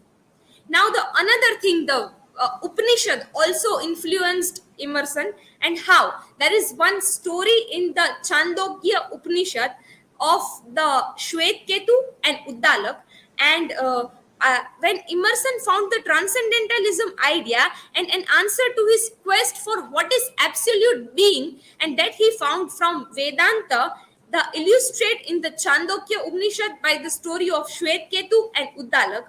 So in this story, Shwetketu is the son of Rishi Uddalak. When he turned 12, he went to Gurukul, and after he came back, his father got to know that he became arrogant. His nature is changed. He is arrogant. So father thought that now what should I do to stop him being arrogant? So he did one thing. He asked him one question, that which is the thing that unheard can be heard and the unseen can be seen, or the unknowable can be known. So this question made the son shocked, and then the conversation comes in the Upanishad that bring me a fruit from the banyan tree. Uddalak says that, and the son Shwetketu goes and give him the fruit of banyan tree. Then father breaks it. Then he asked that what is inside that. So he says that there are tiny seeds inside that, and then he asks son that now broke the seeds. Now you will now what will you find in the seeds? Then he says it's broken. I am finding nothing. So then he come to the point that the subtle essence which you do not perceive, but through that essence the truly immense banyan tree exists. Believe it, everything that exists has its self in the subtle essence. It is truth, it is the self, and you are the that means the tattvamasi. You are the self. Self is important. So another thing, this is Upanishad. Now comes to the Veda. Veda also influenced him, and as and once and that after that he after reading Veda and Upanishad, he Emerson tells that blessed is the day when the youth discovered that within and above are synonyms. So the self reflection is comes to the Emerson from the, we can say that, Indian philosophy from a little bit. He Maya, he has written short poem Emerson, the Maya, and Del Repi founds that it is also from the Vedic Vedas, and this illusion, he is also, this poem is also known as the illusion. So in this Emerson's own understanding of Maya is seen here, that illusion works impenetrable, waving webs innumerable. Her gay pictures never fall. Charmer who will believed by men who thirst to be deceived. Illusions like the tints of pearl, or changing colors of the sky, or ribbons of a dancing girl that meant her beauty to the eye. Now this means the first illusion that is put upon is the in the world is amusing mislanky of colors, forms, and properties. Our education is through the surface and particulars. We won't go into the deep, and that's why sometimes we don't know us, we don't know the things how they are. As infants are occupied wholly with the surface differences, so attitudes of adult remain in the infant or animal's state and never see or know more. So this Ved, Upanishad, Gita, these are the I have taken these things from the Indian philosophy which influenced him. So in the conclusion, we can say that Emerson was deeply influenced by Indian thoughts and also with the global philosophies, and that cannot be doubted. Furthermore, it must be said that his writing would have been very, very different if he had not known it. Not only American scholars, but Indian critics and worldwide scholars also have been aware of that. So these are my references. Thank you.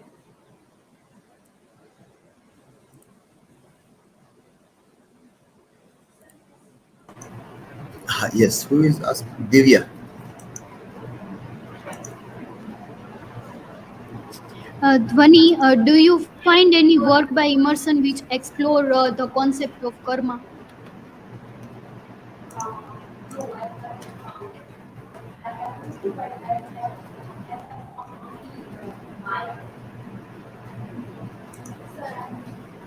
Okay.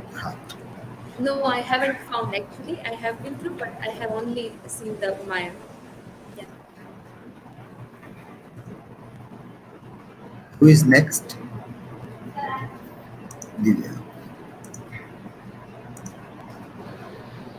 So, as you mentioned, second slok from Bhagavad Gita.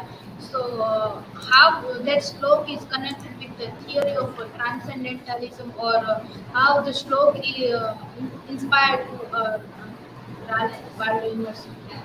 So when he became started to research on transcendentalism. So when he was he started to find the theories, and he started to work on the transcendentalism. He was giving many lectures in that, and in the one lecture, and I forgot the name of that, in America, he told that the transcendentalism is something that is also related to the self also, but the society says sometimes that that's new, or that is comes from the For example, transcendentalism, we see that it's new, but it's not like actually the new thing. It is already there, but he gives the new vision of the romanticism and transcendentalism are very similar things, but he gives a small line is there, and he find that line, and then he gives the whole new theory on the transcendentalism. So whatever we feel that that is new, that's not actually the new, but that comes from the history or ancient time only.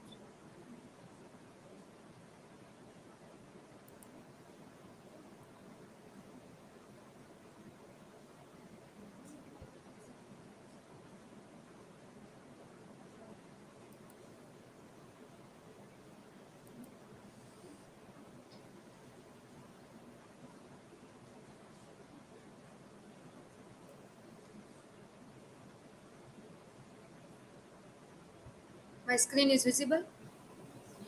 I'm Dhruvita Dhameliya. Today's my topic is Transcendentalism. This is my information. This is the point which I want to ponder in this. What is Transcendentalism? System of Transcendentalism, history of Transcendentalism movement. Key figure in this movement, Ralph Waldo and Henry David Thoreau, famous quote and modern Transcendentalism. Definition of Transcendentalism: a literary movement that believes truth exists beyond reason and experience. The Transcendentalism is about the individuality and nature. What is Transcendentalism? Transcendentalism comes from the Latin word transcendent, which means to climb over or beyond. In 19th century movement of writer and philosopher in New England who were loosely bound together by adherence to in idealistic system of thought based on belief in essential unity of all creation. Founder of American Transcendental Movement were indeed trying to climb beyond traditional imperial thinking, favoring instead of person intuition and natural spirituality. Transcendentalists tried to get over of traditional rules and make something new for themselves. System of Transcendentalism. There are quite a few varieties of Transcendentalism among different Transcendentalists, but the common idea that binds them together are the rejection of Calvinism, idea of original sin, pessimism, depravity of man, and all form of authority. Transcendentalism, an idea against orthodoxy and Calvinistic tradition, gained its ground, especially the writing of Henry David Thoreau. The core belief system of Transcendentalism mostly consists of the idea that both man and woman contain knowledge that unable to them to transcend the world around them. This knowledge is not considered to have come from a physical sense, but rather from institute one.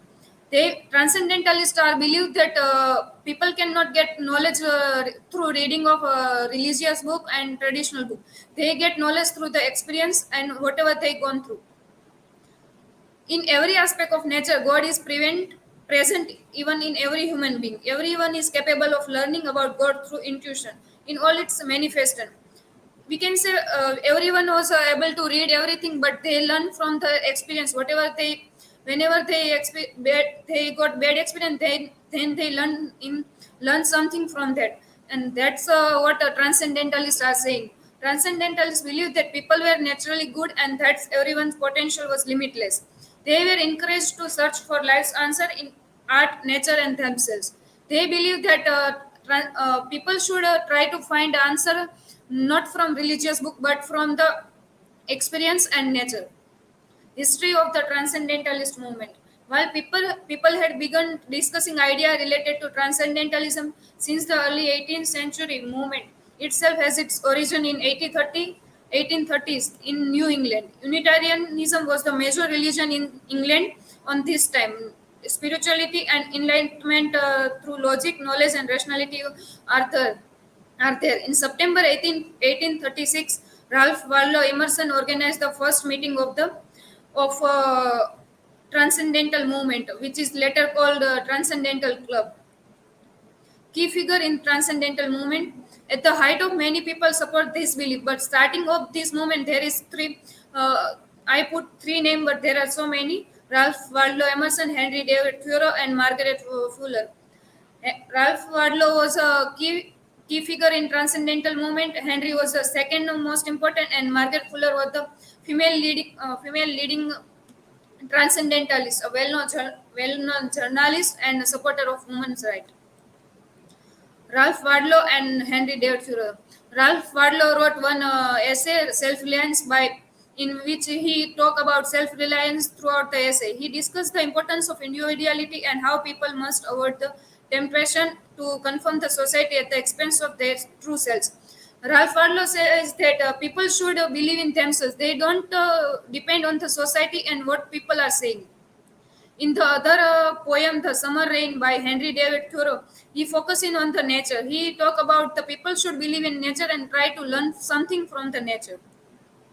Famous quote of the Bodhi writer: "Do not go where the path may lead. Go instead where there is no path and leave a trail." They say that make something new and make your own path. Don't follow the path which made by somebody. Any fool can make any rule, and any fool will mind it. Henry David Thoreau was quote this.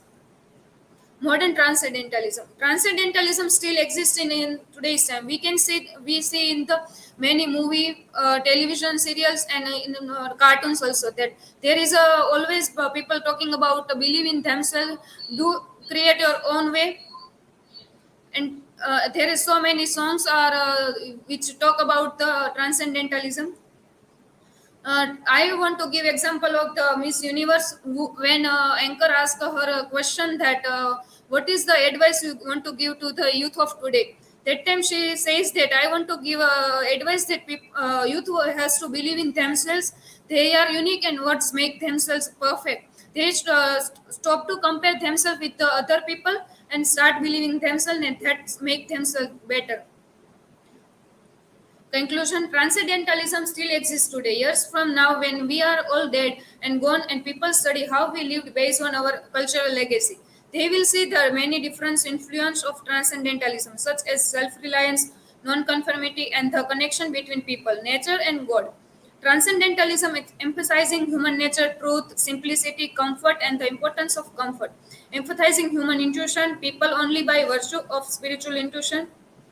At the end, transcendentalism is only focus on the individuality and believe in nature. Try to find the answer from the nature. Stop following the somebody who, if you if you follow the history, then they do same thing. If they are not finding answer, then make your own path and create your own answer.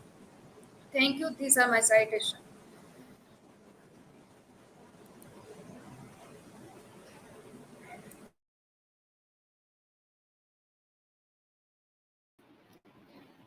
Yeah. So you discuss the modern. Sir, I'm asking.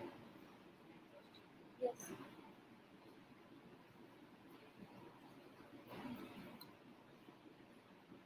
So you discuss the modern transcendentalism. So do you know who are the modern transcendentalists, the author or the poets who are writing with the reference of transcendentalism? I'm not aware about Indian author, but there are so many writers who write about it, but I'm not aware. But there is songwriter, musician, serial maker who focus on the individuality and focus that people should create their own way.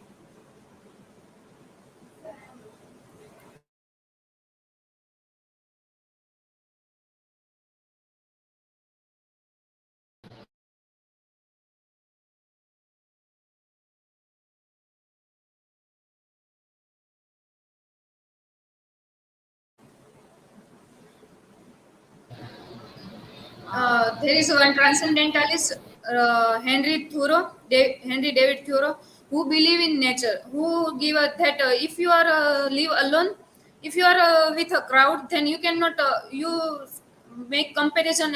You see them and feel that you are something. So if you are alone, then you can find the way. You can get the idea. You can recognize yourself. You, in short, you can connect with yourself.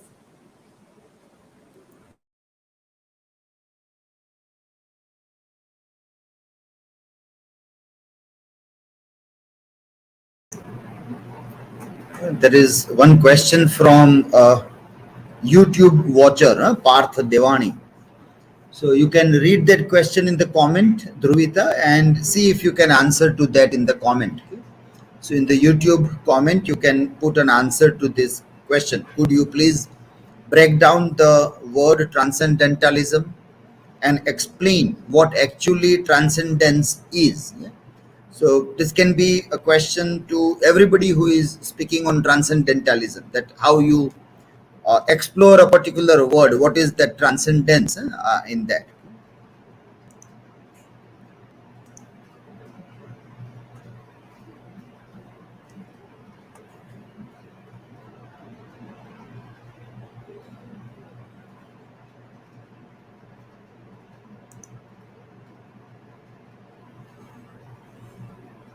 Okay, by the time you get ready, let me say a few things here.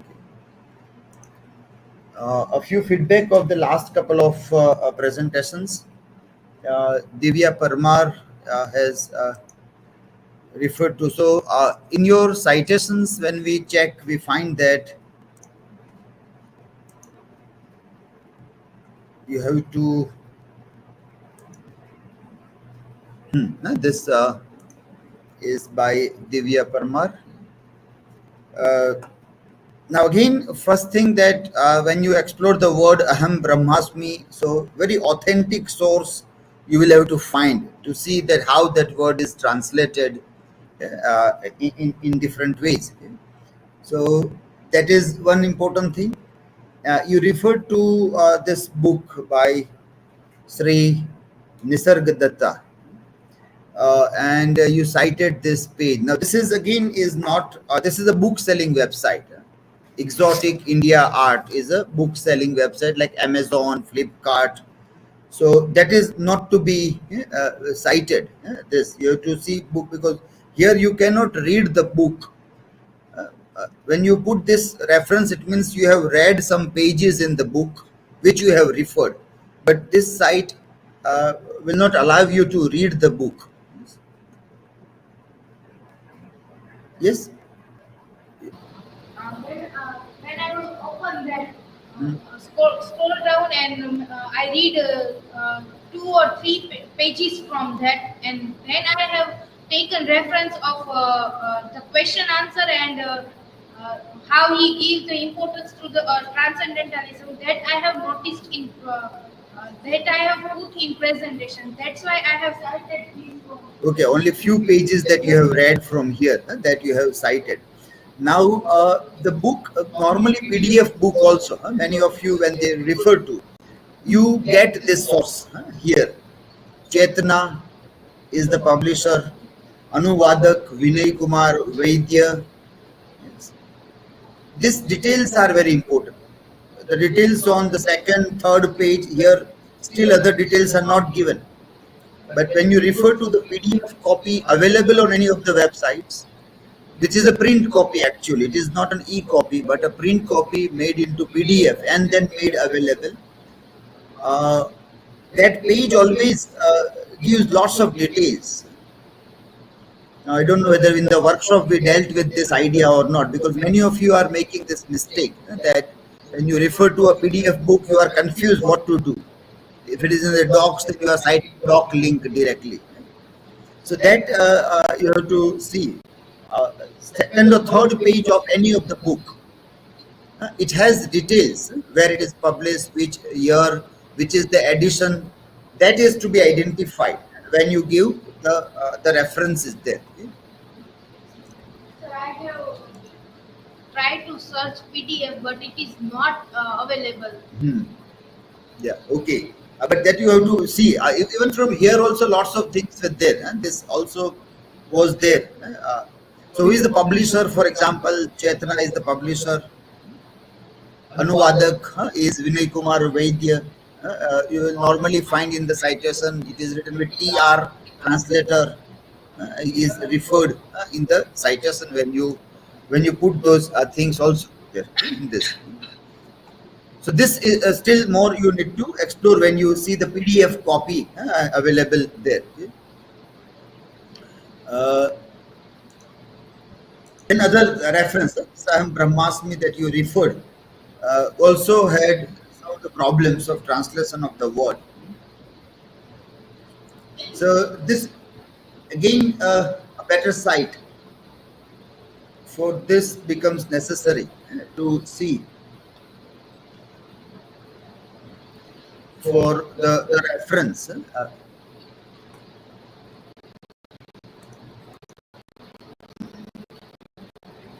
Twice the same site was, I think, by mistake copy pasted. This page.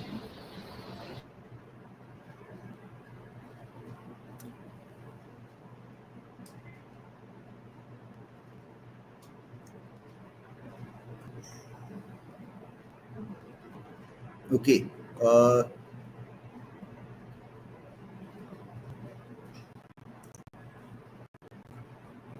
Then there was another one by Dhvani's presentation here.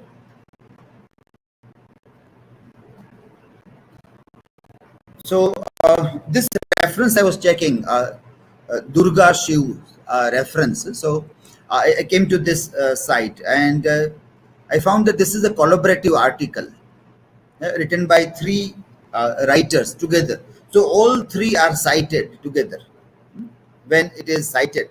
So the first name goes with D, Durga, comma, Shiv, and then all other names are also coming, Anup Gupta, Patna also. So the writers are cited when you read that.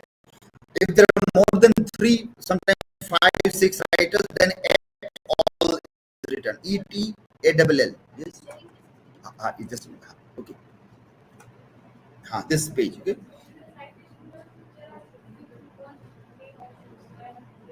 No, add more, and then you will find more. So normally 3 people write. If there are more than 3, then at all. ET.ALL. That is what they write when they refer to this citations there.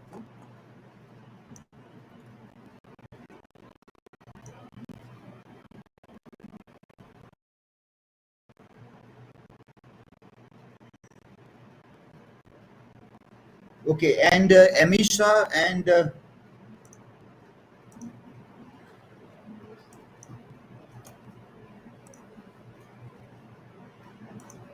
Emisha and Divya, yeah, and others also. If the others also are seeing this all that original work, if you are referring to, then that also should be cited. So if you are referring to a novel, then that work also should not be missed out. That is your primary source. So that obviously should come into that. So in this too, I have seen that the primary source is not cited.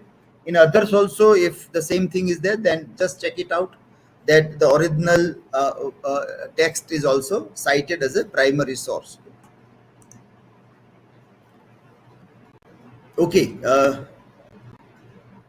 Okay. Next one is now. Yes. Okay. You can start now. Yes. Unmute. You have to unmute your mic.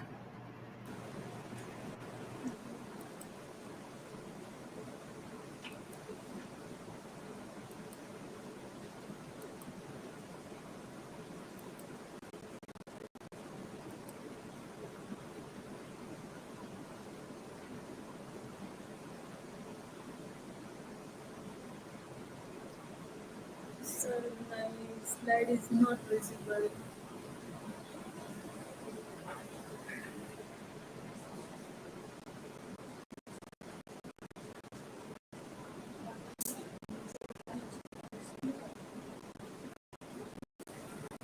not visible.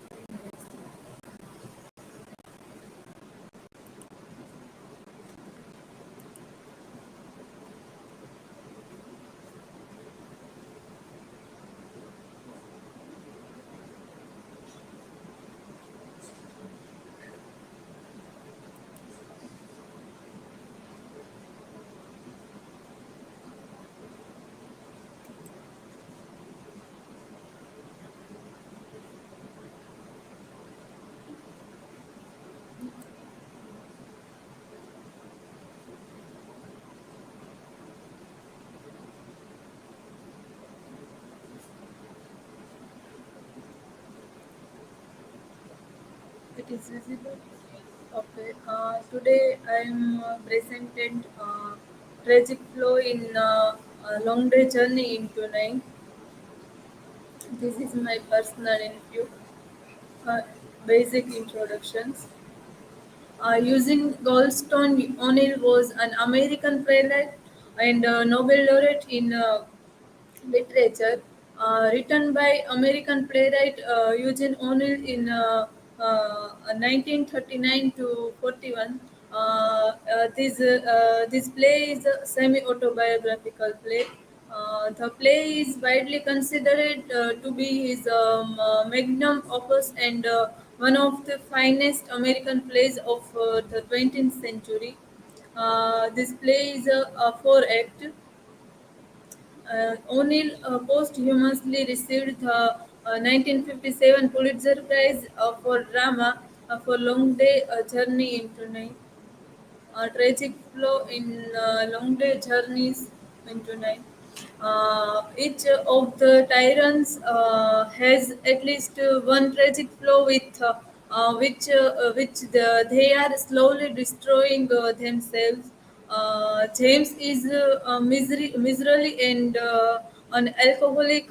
Jamie is a gambler, womanizer, and alcoholic. Edmund has a consumption and he is suffering tuberculosis, and Mary is addicted to morphine.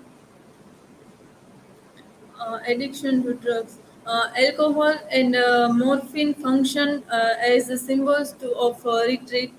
Basically, no one in the family has anywhere to go literally or metaphorically.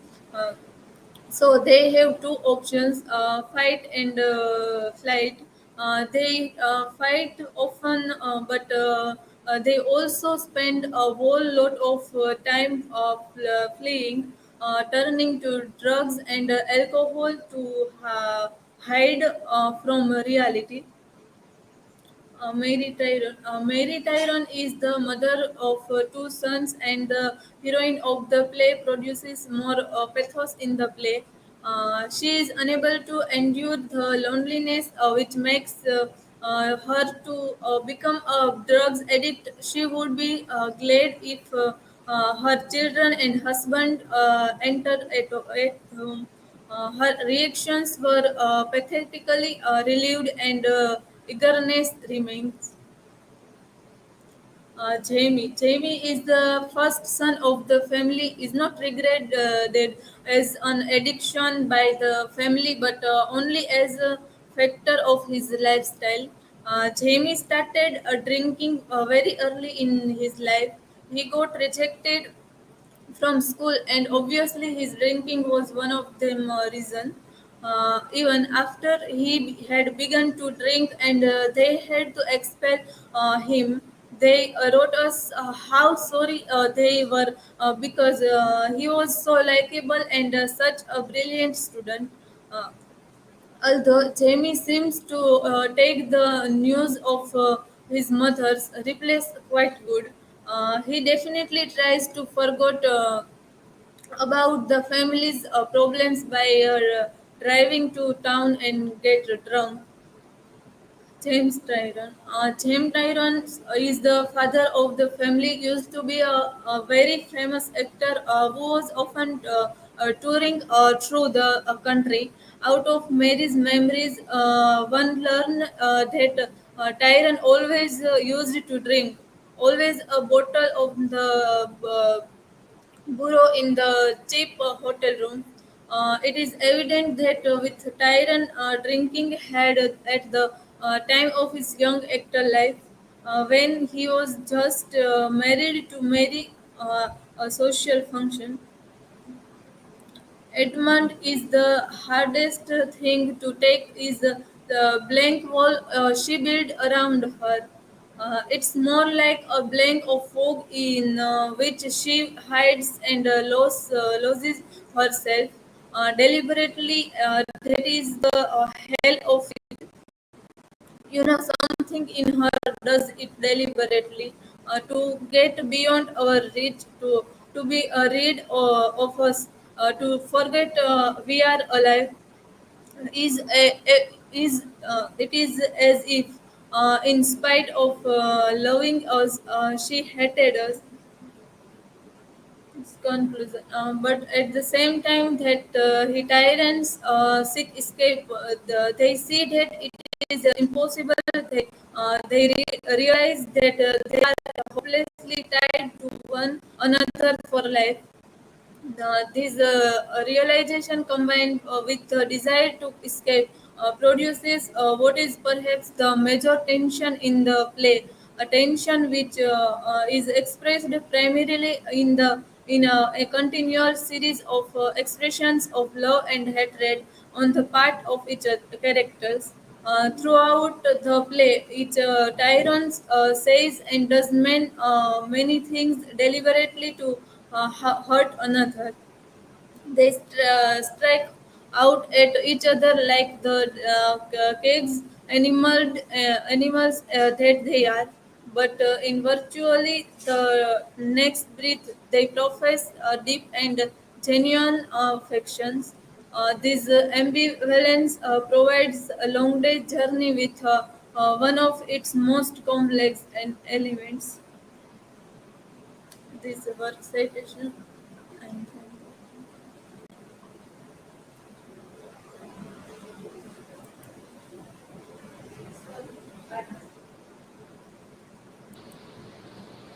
How do you interpret the metaphor?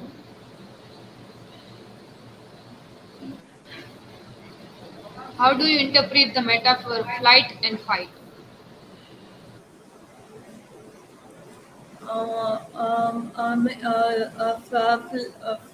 fight means was all family members are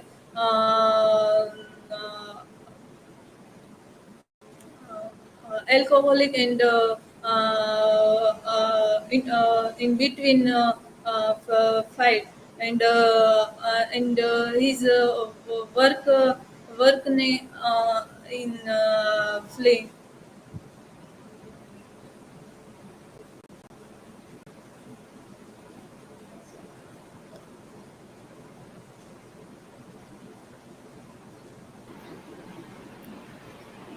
So, how the tragic flow is seen in the character of Edmund.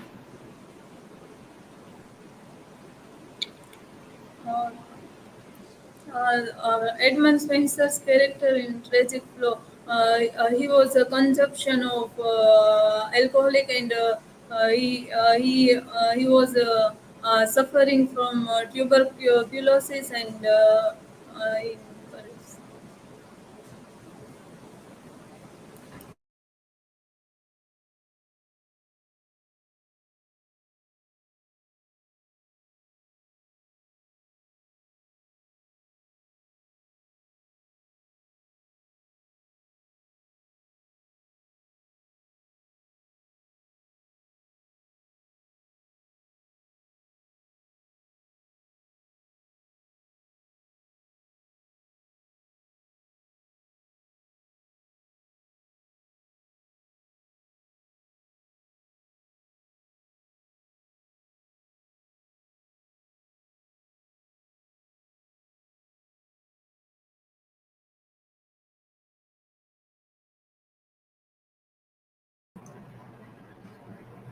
Just unmute yourself so that after sharing you don't have a problem.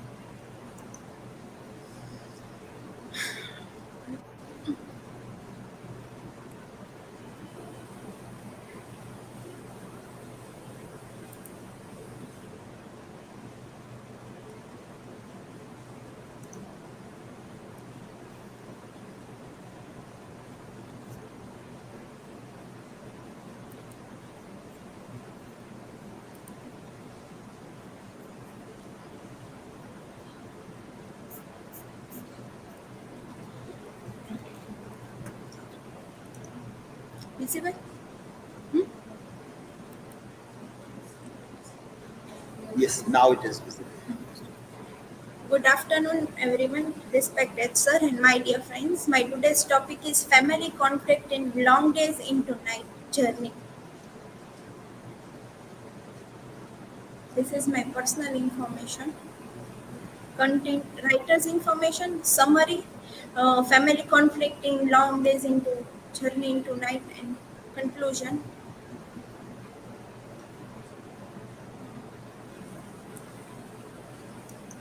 Eugene O'Neill was born on October 1888 in New York City.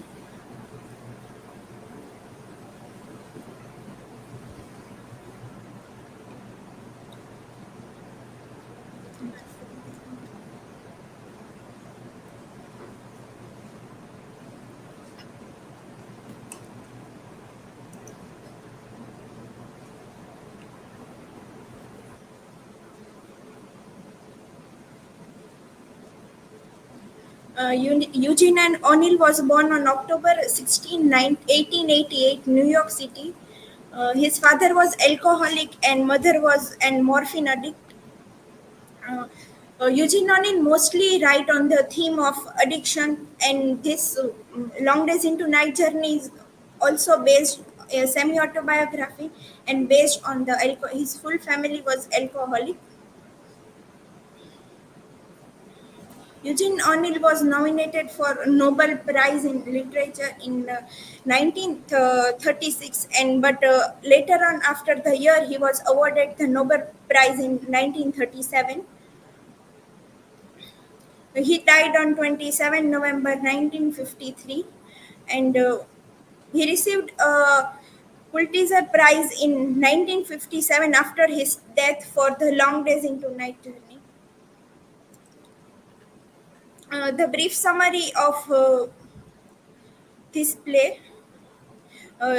This is based on the life of a gloomy couple and two sons of Jamie and Mary. This novel is based on the conflict between the four family members. Uh,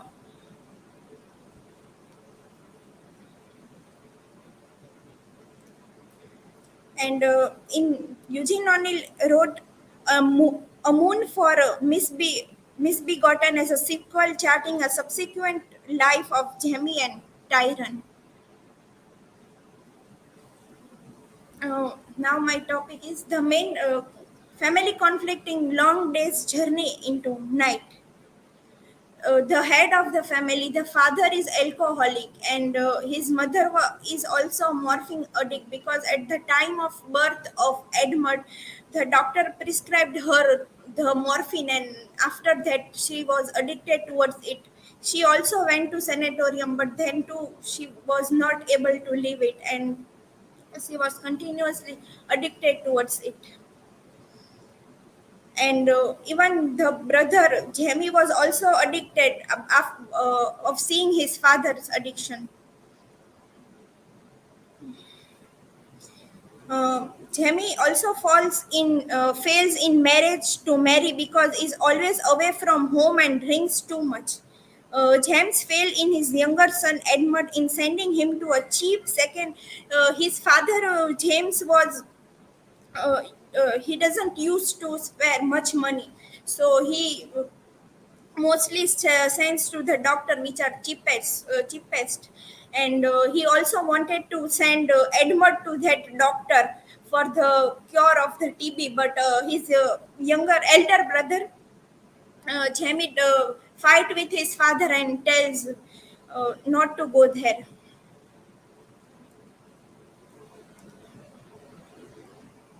Conflict between parents.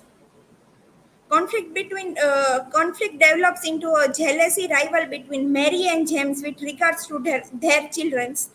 Mary says, "I know why he wants to send you to sanatorium to take you away from me. He's always tried to do what that. He has been jealous of every one of my babies. He kept finding ways to me and leave them. He's been jealous of you the most. He knew I loved you the best." Mary tells to her husband. And conflict between the lack of home.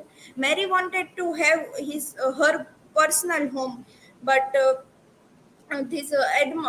James was not ready to buy the house, and Mary gives the excuse that if I would be having home, I would move around and gossip with my friend and laugh with my friend. And but later on, later on Mary tells herself that uh, shows sympathy towards Tyrone. I suppose life has made him like that, and he can't help it. None of us can help the things that life has done.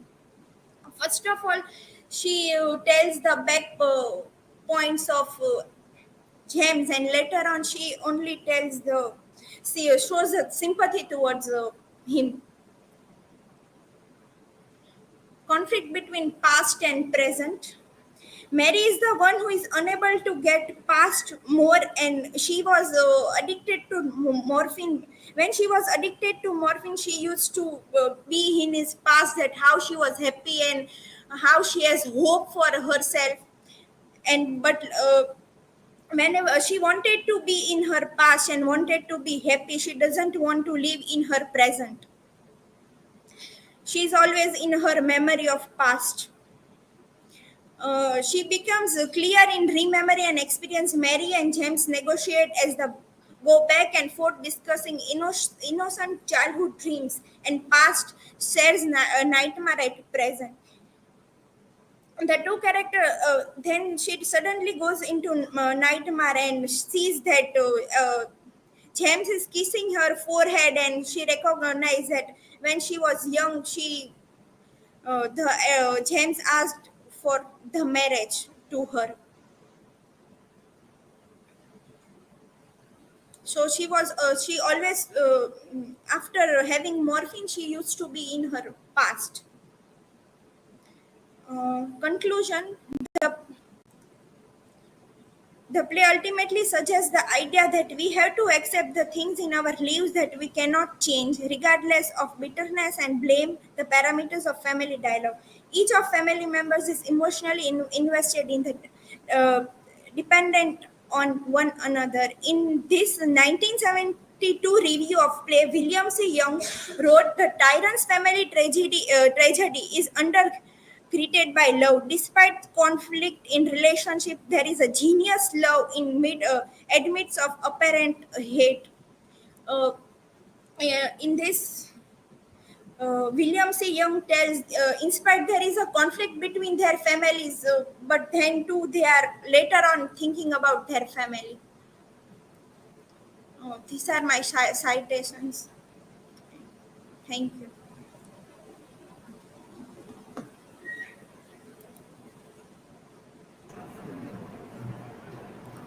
Yes. Have you put your question? Yes. Asking to whom? Yes, Still not. Aamena. What is Just a minute. Let your question come here. Okay, now it is there. Okay. Come in proper focus. Unmute yourself. uh, yes, Aamena. Uh,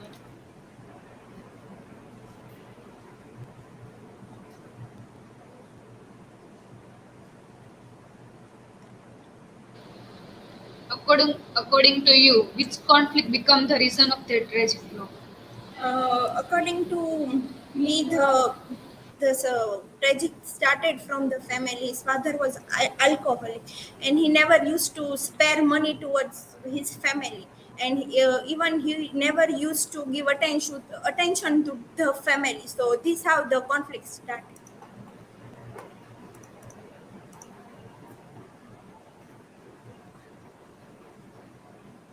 Who is next?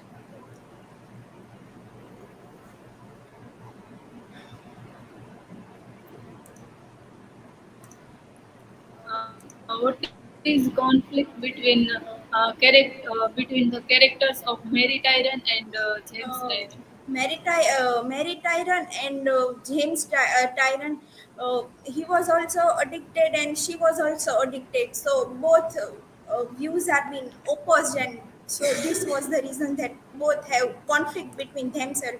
But then too, this Mary at last used to be take the side of his husband.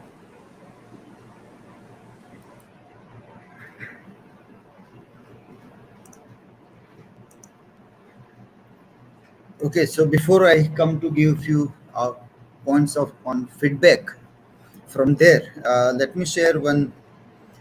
This resource I was not able to find that anybody has cited, which is also given on our study material website. This is coming from SEP, uh, popularly known as SEP in short form. This is Stanford Encyclopedia of Philosophy. Stanford, you have cited from this. I was not able to find this there. It was Goodman Russell that you cited. It was it there. Achha, in text also was given. In text. Achha, in the references inside also I was not able to get that. Okay? Okay. If it is done, it is good. If you have cited this source, then it is good.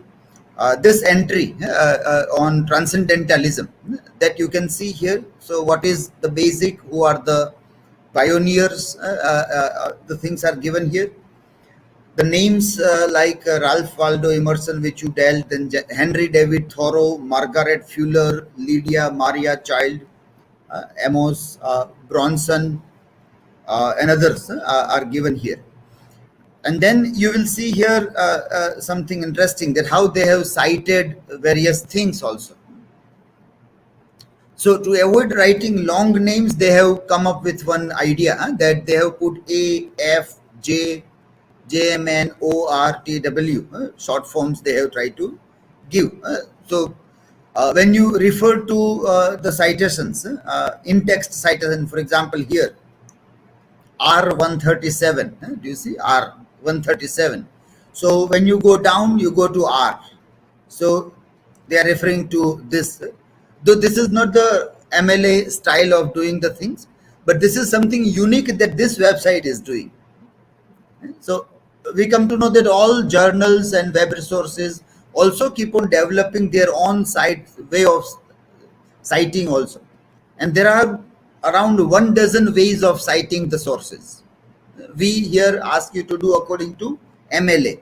There are around 12, and this also is an idea which they have tried here. So primary sources means all these works are somewhere very significant in the idea of transcendentalism. And then other sources, other primary sources are the other things where few things are coming there. And then secondary sources. This primary source means these are the works from where originally the idea on transcendentalism is emerging. And then secondary sources, somebody who wrote on transcendentalism. They are not the original thinkers. They are not the original ones who gave that idea of transcendentalism, but they worked on transcendentalism. They explained it, they reinterpreted, they did something on that. Now, why this is very important, that also will come to see, that why we need to see primary source, there are original thinkers, secondary source, the people who thought on the original thinking, or they extended the idea, they reinterpreted, they oversimplified, they made it more understandable to people. Lot many things that the secondary source also is doing. So that is coming there. This. Then at the end you find academic tools. Academic tools. Now see, in the academic tools, what is important? How to cite this end. Many times you have a question, where is authentic source? Now these are the things. If things are written in this way, it is very authentic. Or academic things will do that. Now your blogs are also academic blog. You also can start doing this, how to cite your blog. You can start putting that entry at least on your academic blog, another thing, that this, and then you give MLA, APS style of citing the things. So when you click on this, you come here, they tell that this is how you can do this last entry shall be cited in this way. Goodman, Russell, the Stanford Encyclopedia of Philosophy edition. Edward and Zelta has edited this. So that way it is to be, sorry, this page, yeah, this author and citation information. And this way they are giving the entry also that you better cite it in this way wherever you use these resources also. So this is how the academic and authentic sources are giving the details. So when you have a question whether the source is authentic or not, follow these steps. Are all these things given? Then it will be good source. It has all the citations also, and also telling how to cite their sources also. I think Parth Devani has asked the question. He also is watching it on YouTube. So maybe to the last one, yeah. How can you differentiate the character between Mary and her son Eugene O'Neill? Okay, so then you can type an answer. Aamena, maybe it is to you. So in the chat box, YouTube chat box, you can give an answer to this. Okay, let me have some final comments on this.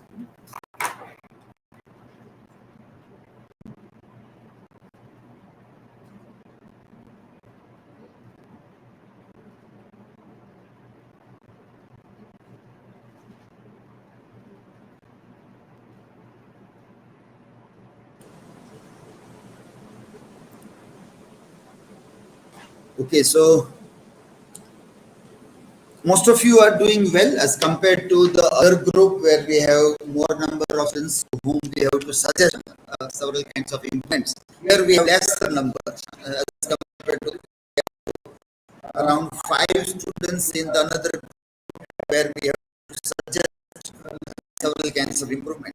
Here we have 2 students who they have to work like Hirva and Bhavna.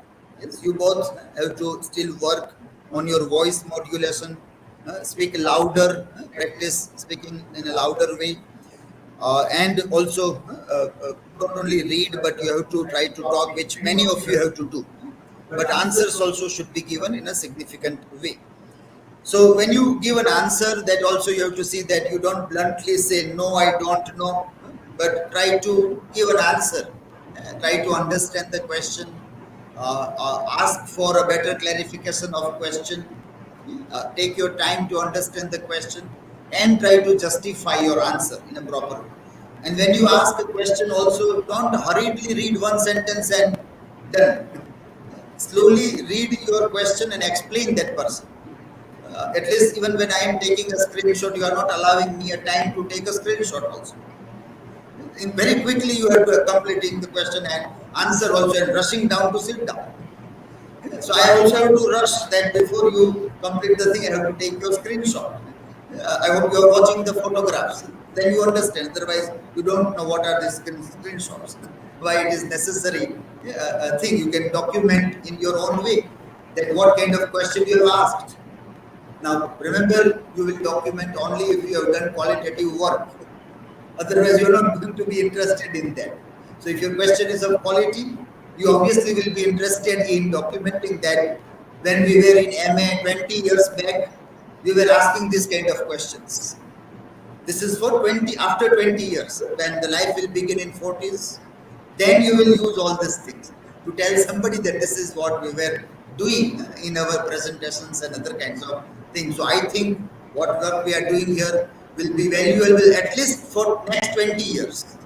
I don't know it will be more valuable even after that or not. Or whether you are seeing this is more valuable even up till second semester or not, I don't know. Maybe for you it is just the pastime activity or not understanding. If understanding, you might be preserving all these things also and understanding why all these things we are asking you. So ask question, take your time to ask, detail in your question the context of what you are asking, what you have heard in the presentation, and in connection with that you are asking that question. So do that connection. So the one who wants to answer can also understand what you want to know from that. So as we have told on the first day, we are also learning the art of asking questions and answering also to those questions based on whatever study you have done. The others were quite good. Hinaba, Himanshi, Emisha, Divya, Sheta, and Parmar, you've done well. I just suggested some of the things in between, what changes you need to do. Dhvani also worked well. Dhruvita also presented well. Aamena also was well. In your slides, fonts were not visible. So be careful. You learn this. Everybody has to learn that if there is a problem, you also take a note that this is a problem. So that is not repeated by anybody. And some of you used very good resource. So at least now you are able to reach to a quality resource. Quality resource you are reaching. The next level also is to question that resource. It is not only that picking up everything and bringing down in the slides, but somewhere in conclusion, somewhere in some comments, you can question those things, that how far that is relevant. Is it problematic anywhere, all those resources other or not? Is there any another way of looking at that particular source? So that also you can think of, and something of your own you can add in conclusion. Your conclusion should be your own. Add something of your own based on all those things in the final slides also. But reasonably well, on the third day, we have a good improvement in all the presentations also. So we end this third day today, and wish you all the best for tomorrow's fourth presentation on literary theory and criticism. Okay?